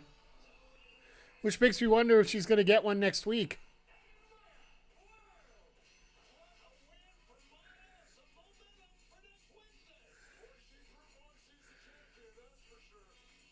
They're literally going to flip right to a break after this. That's going to be hilarious. And now Stat comes back out.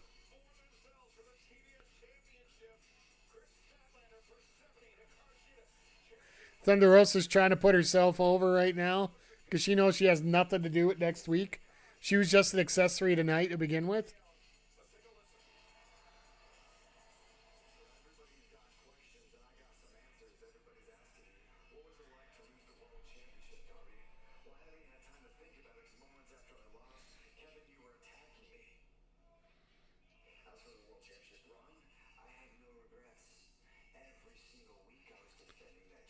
championship. I took a gamble and I lost.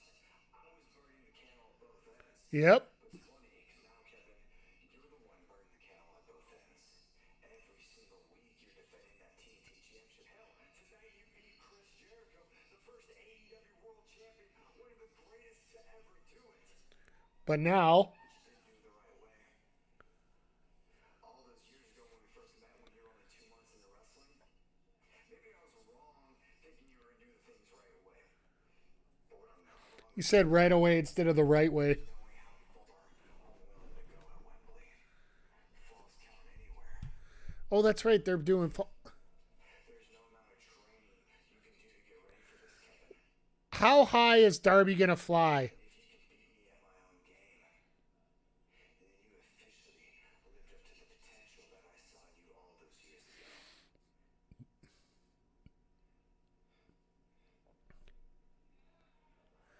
Darby's like, all right, well, we're gonna make this a match here. All right, we got our main event coming up here in just a moment, but as per tradition here, we'll give you a little bit of a rundown what's coming up in the next week here on the channel. I hope things happen. Sorry, folks. After we're done here tonight, make sure you stick around on Twitch. We're going to have Backbreaker Pro Wrestling Evolution. PJC, the new world champion, is going to be in action with his tag partner, Rick Jules, against Team Out of This World, Jupiter Rising, and Cloud Chaser. We're also going to have Kayla J in action as she's going to be taking on Velvet, one half of Heroes Among Us. And the main event tonight is going to be for the Wildcard Championship. It is going to be one of the newest members on the roster, Raven, going to be taking on Amanda Reed in a Falls Count Anywhere match for the Wildcard Championship. That's all going to be on Evolution here, which will be available now while we're recording it live, and then it'll be available Saturday on YouTube. Coming up tomorrow, Halo Campaign Evolved. We're going to get into it a little bit more here. It is still gripping me here a bit, so we'll keep going here, see how it feels.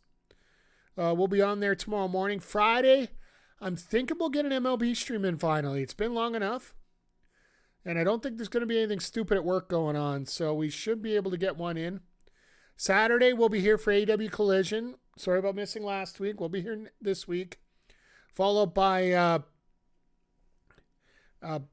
BPW Madness, which is going to feature the debut of our other newest star here in Backbreaker Pro, the Bounty Hunter Jay Williams, as well as our main event being the Pop Spot Monsters versus the Retro Balls in tag team action.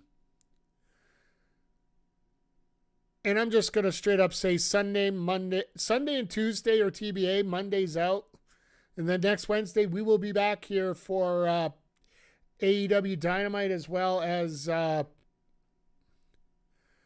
BPW Evolution. And just a reminder, we did announce it during the pay-per-view, or PLE on Sunday.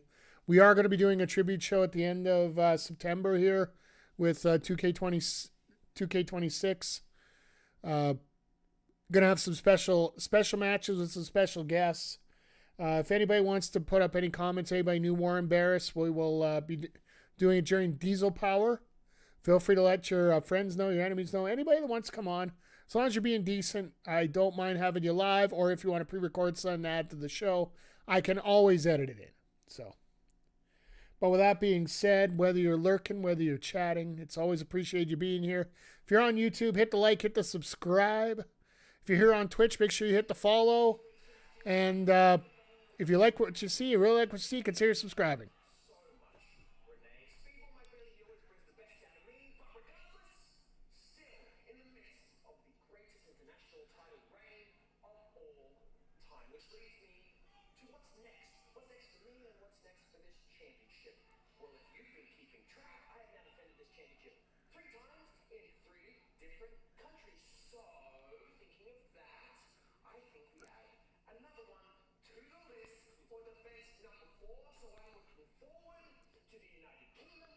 Wembley Stadium and to all in. I am so glad you feel that way because, in my weekly golf game with Tony Khan, he pointed out to me that there is an international champion, a former champion, who has not had a rematch. So defending this championship against Takeshita. Technically, yes, but I was able to extract something from Tony Khan in that conversation for us. You see, I remember there's another international former. We called it. We called it, chat. Here we go. And Fletcher's like, oh my fucking God.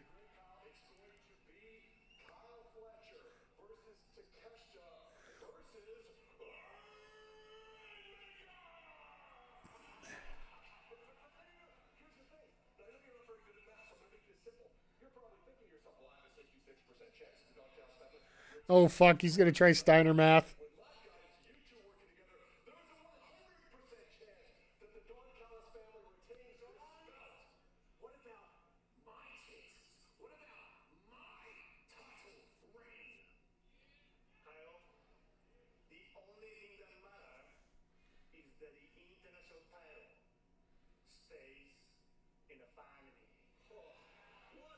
You fucking liar. He is such a liar.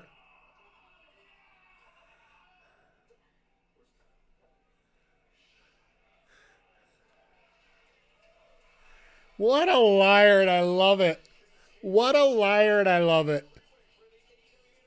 So, yeah, we called it last week. I think it was last week we talked about it. Hell, we've been talking about it for a couple months now that we're going to get the triple threat. You really can't do much about booking this match with promos because, well, Takeshita's gone till, well, the finals are on Friday, I do believe, for the G1. So you could probably get him next week in Baltimore. But if I'm Tony Khan, why bother? Just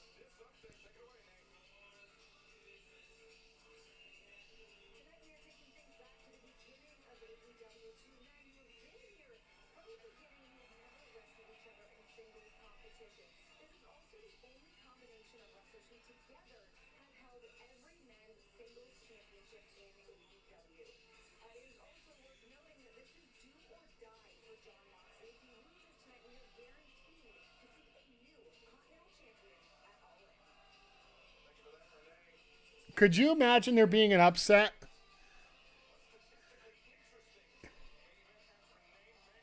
I don't know how statistically interesting it is. It's 12.5% chance of winning, right? Well, what's 1 out of 16? I can't do math in my head these days. I'm like the kids. There it is. 6.25% chance of winning. But if you take his 6.25% chance of winning, add the 2 people that, or the 3 people that are already out, add their 18% chance of winning, because they can't win now, so you just give that to Mox, right? So you add those up together, and that's 25% chance of winning.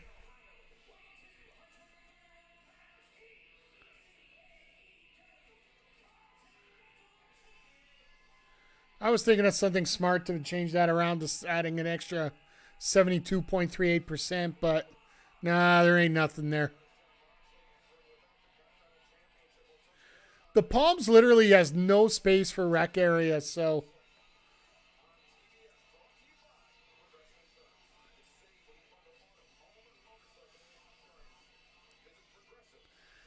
compact like this. This will be a fun match regardless. I'll give him credit for that. This being a main event, a matchup we haven't regularly seen, and the fact that it's not starting till after 8, you know that's a bad sign, right?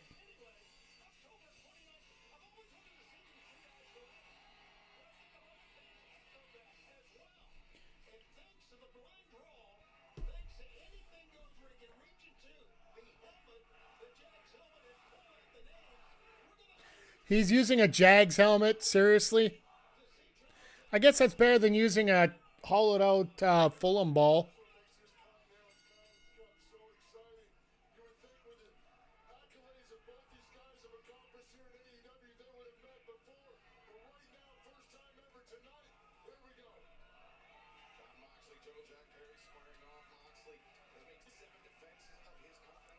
I love the guy waving the jersey instead of actually wearing it.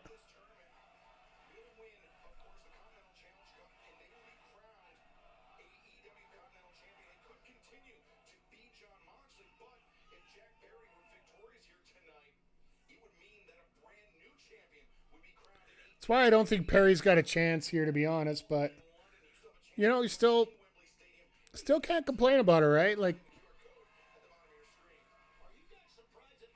Moxley's job is to make it believable that Perry can actually win this.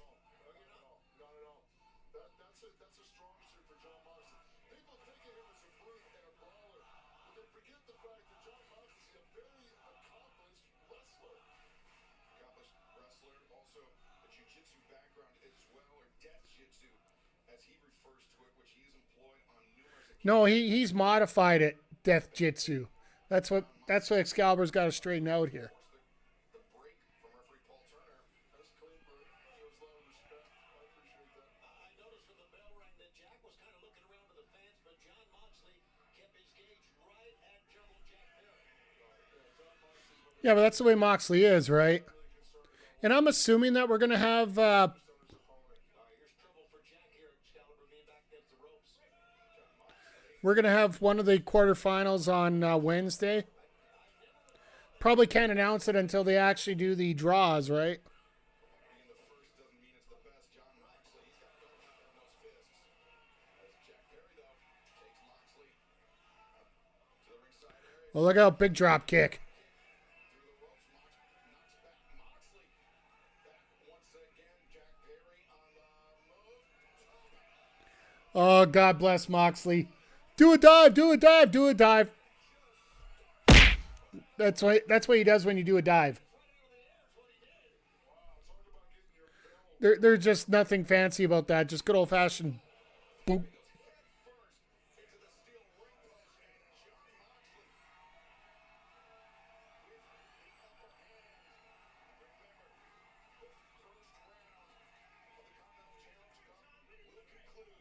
This Saturday night at Collision, we will see the remaining three first-round matches this Saturday night, 8/7 Central on TNT and HBO Max.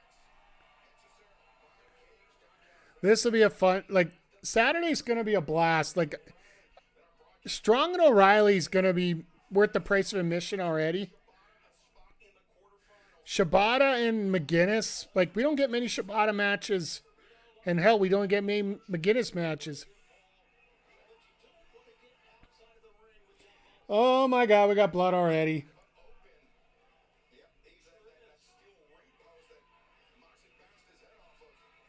It's a Mox match. Everybody else has to bleed, right?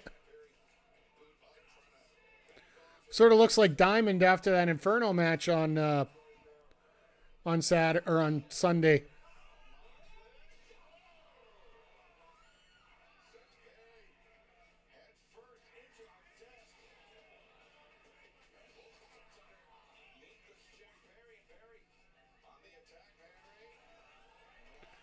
And Perry just gets destroyed again.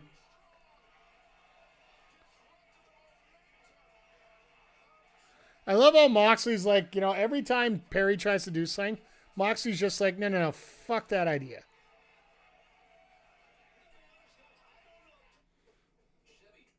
Like, literally just, he's decimating the poor kid right now.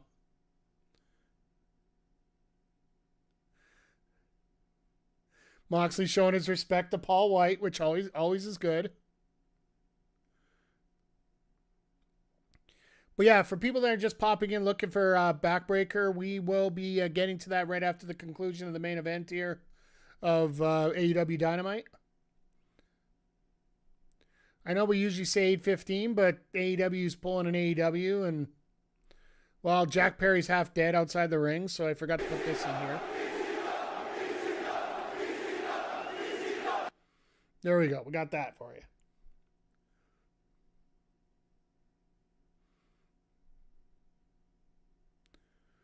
You see Moxley slowly skulking around the ring here.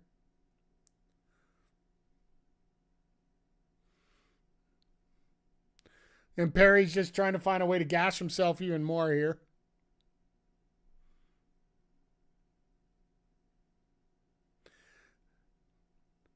I love how White had some kind of bag there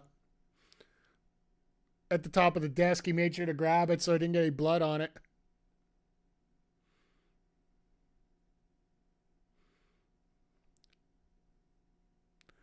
You sick fuck. You sick fuck. Don't be sucking up any blood here. Come on now.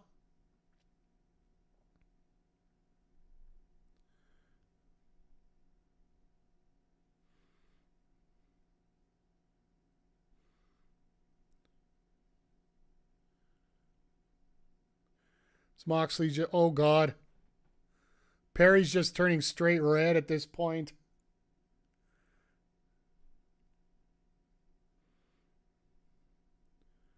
I don't know how much longer he's going to be able, like, the one good thing about showing off blood like that is you can't last very long in a match with that. Like, once you start bleeding, that should be the end, near the end of it.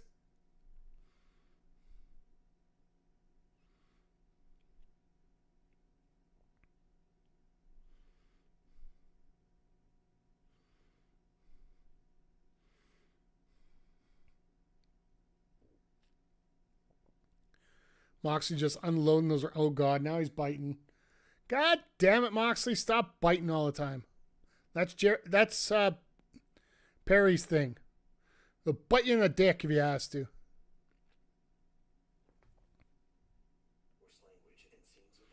As we're coming back from the break right now.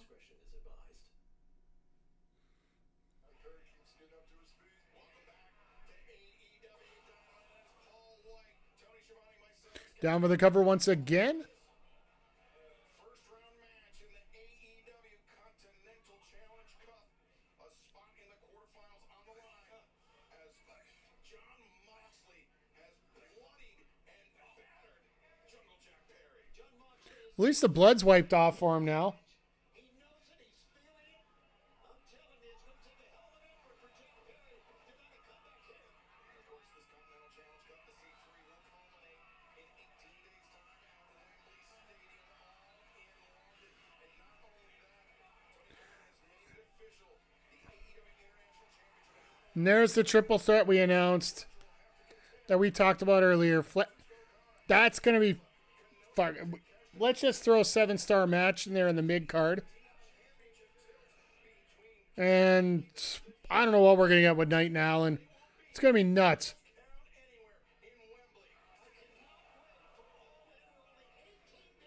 So what, we got 4 or 5 matches confirmed for Wembley so far. It really isn't that bad considering we're 2.5 weeks away. Got the half the card announced. Plus we got to wait. We got this match guaranteed here, the winner of these.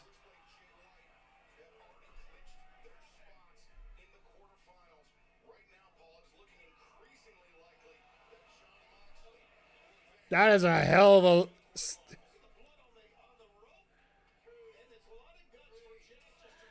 That is a real good submission hold by Moxley there. Sort of inverted snare trap in a way. But instead of trapping the arms, or sorry, trapping the leg and getting the arms, he's trapping the leg and instead of trapping the legs and grabbing an arm and a face, he's trapping the face, then going after a leg. Moxley is so efficiently vicious. He's a monster is what he is. Who's the man now, Jack? You want to pick a good fight? You want to be a man better? This is your chance. This is your chance. If Moxley loses, we're going to have a new Continental Champion. Could you imagine Moxley losing tonight? He's going to have like 3 weeks off.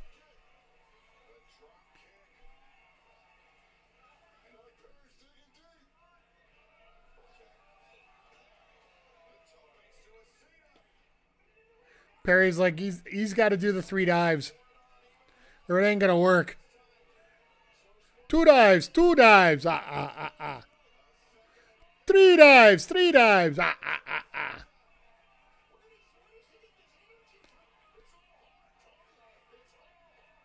4 dives, 4 dives.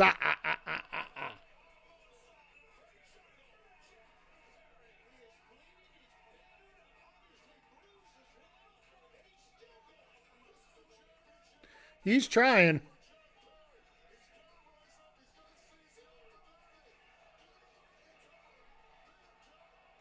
Like I said, it comes down to how believable is Mox going to make him. And this is his chance. This is how he's looking.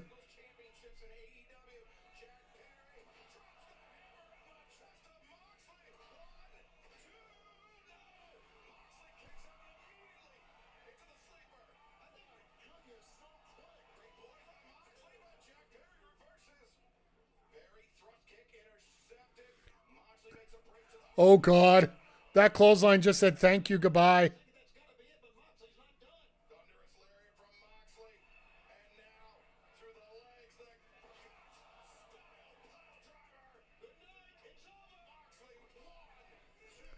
Shivani, why do you say goodnight, it's over? Because we know that never happens then.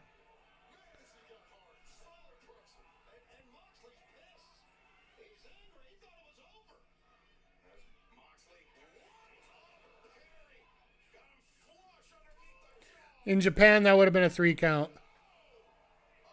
And Perry's just getting out the last second.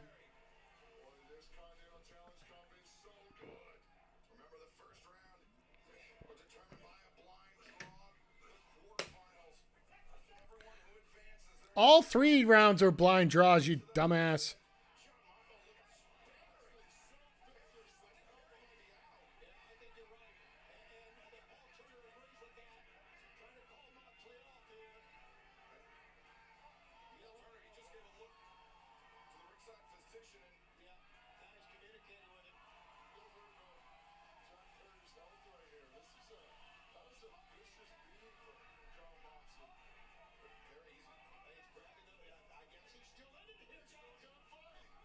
This, I don't like this. You don't pull Mox off unless he's out.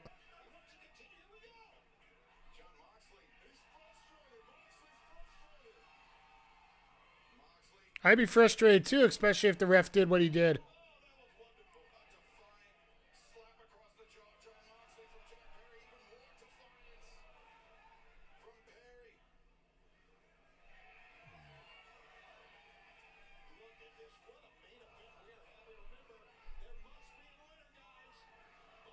Are you going to pull the trigger?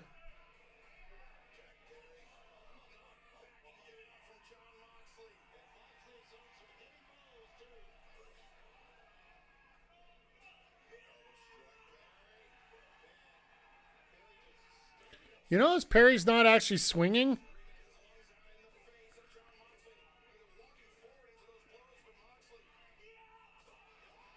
Now he did.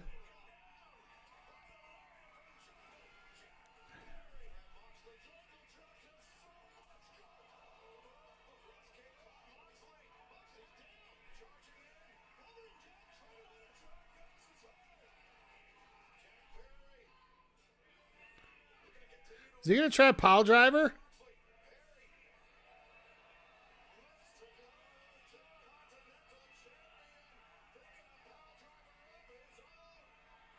Mox just said, no, we're not going to do this anymore.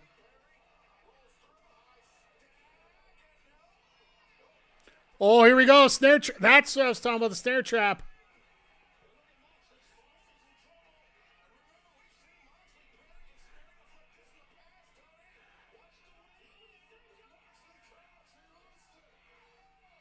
Moxley does panic a lot when it comes to submissions. Remember Kyle O'Reilly?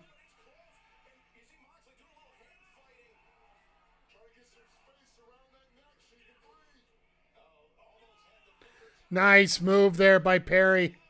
Get those shots to get Moxley to release the hand and then go back at it.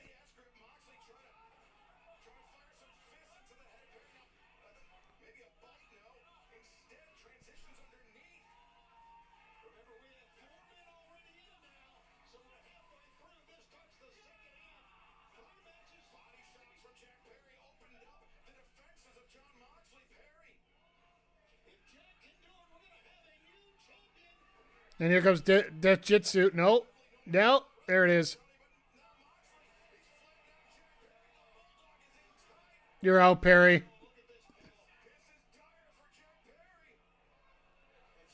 Perry getting up?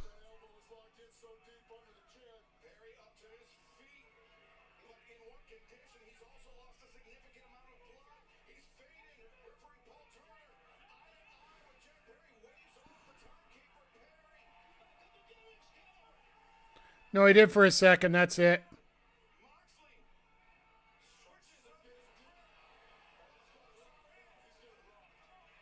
That's it. He ain't even, he's looking in the crowd.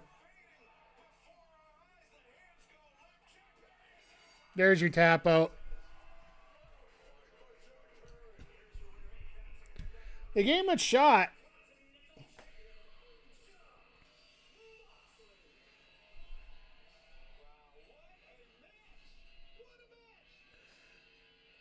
Like I said, how believable do you make it? It worked up until that concussion spot that they had there. I wonder if they do Moxley Kingston next round. Like, there is enough stories between all these wrestlers. Like, if it ends up being O'Reilly over Roddy, you could do Moxley O'Reilly. There's some history there. Then, of course, the C2 final, the first one, Moxley and Kingston, wasn't it?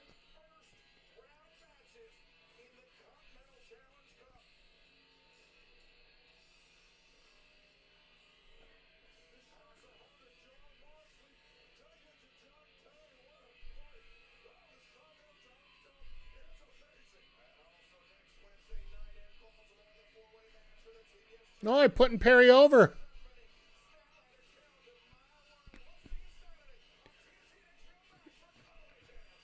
Hell of a night tonight of AEW. Like everything turned out really well for those matches. I didn't like how the women's segments got rushed.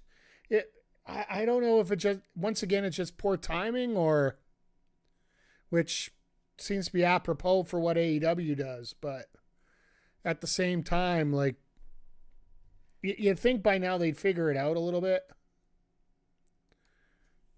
But I don't know.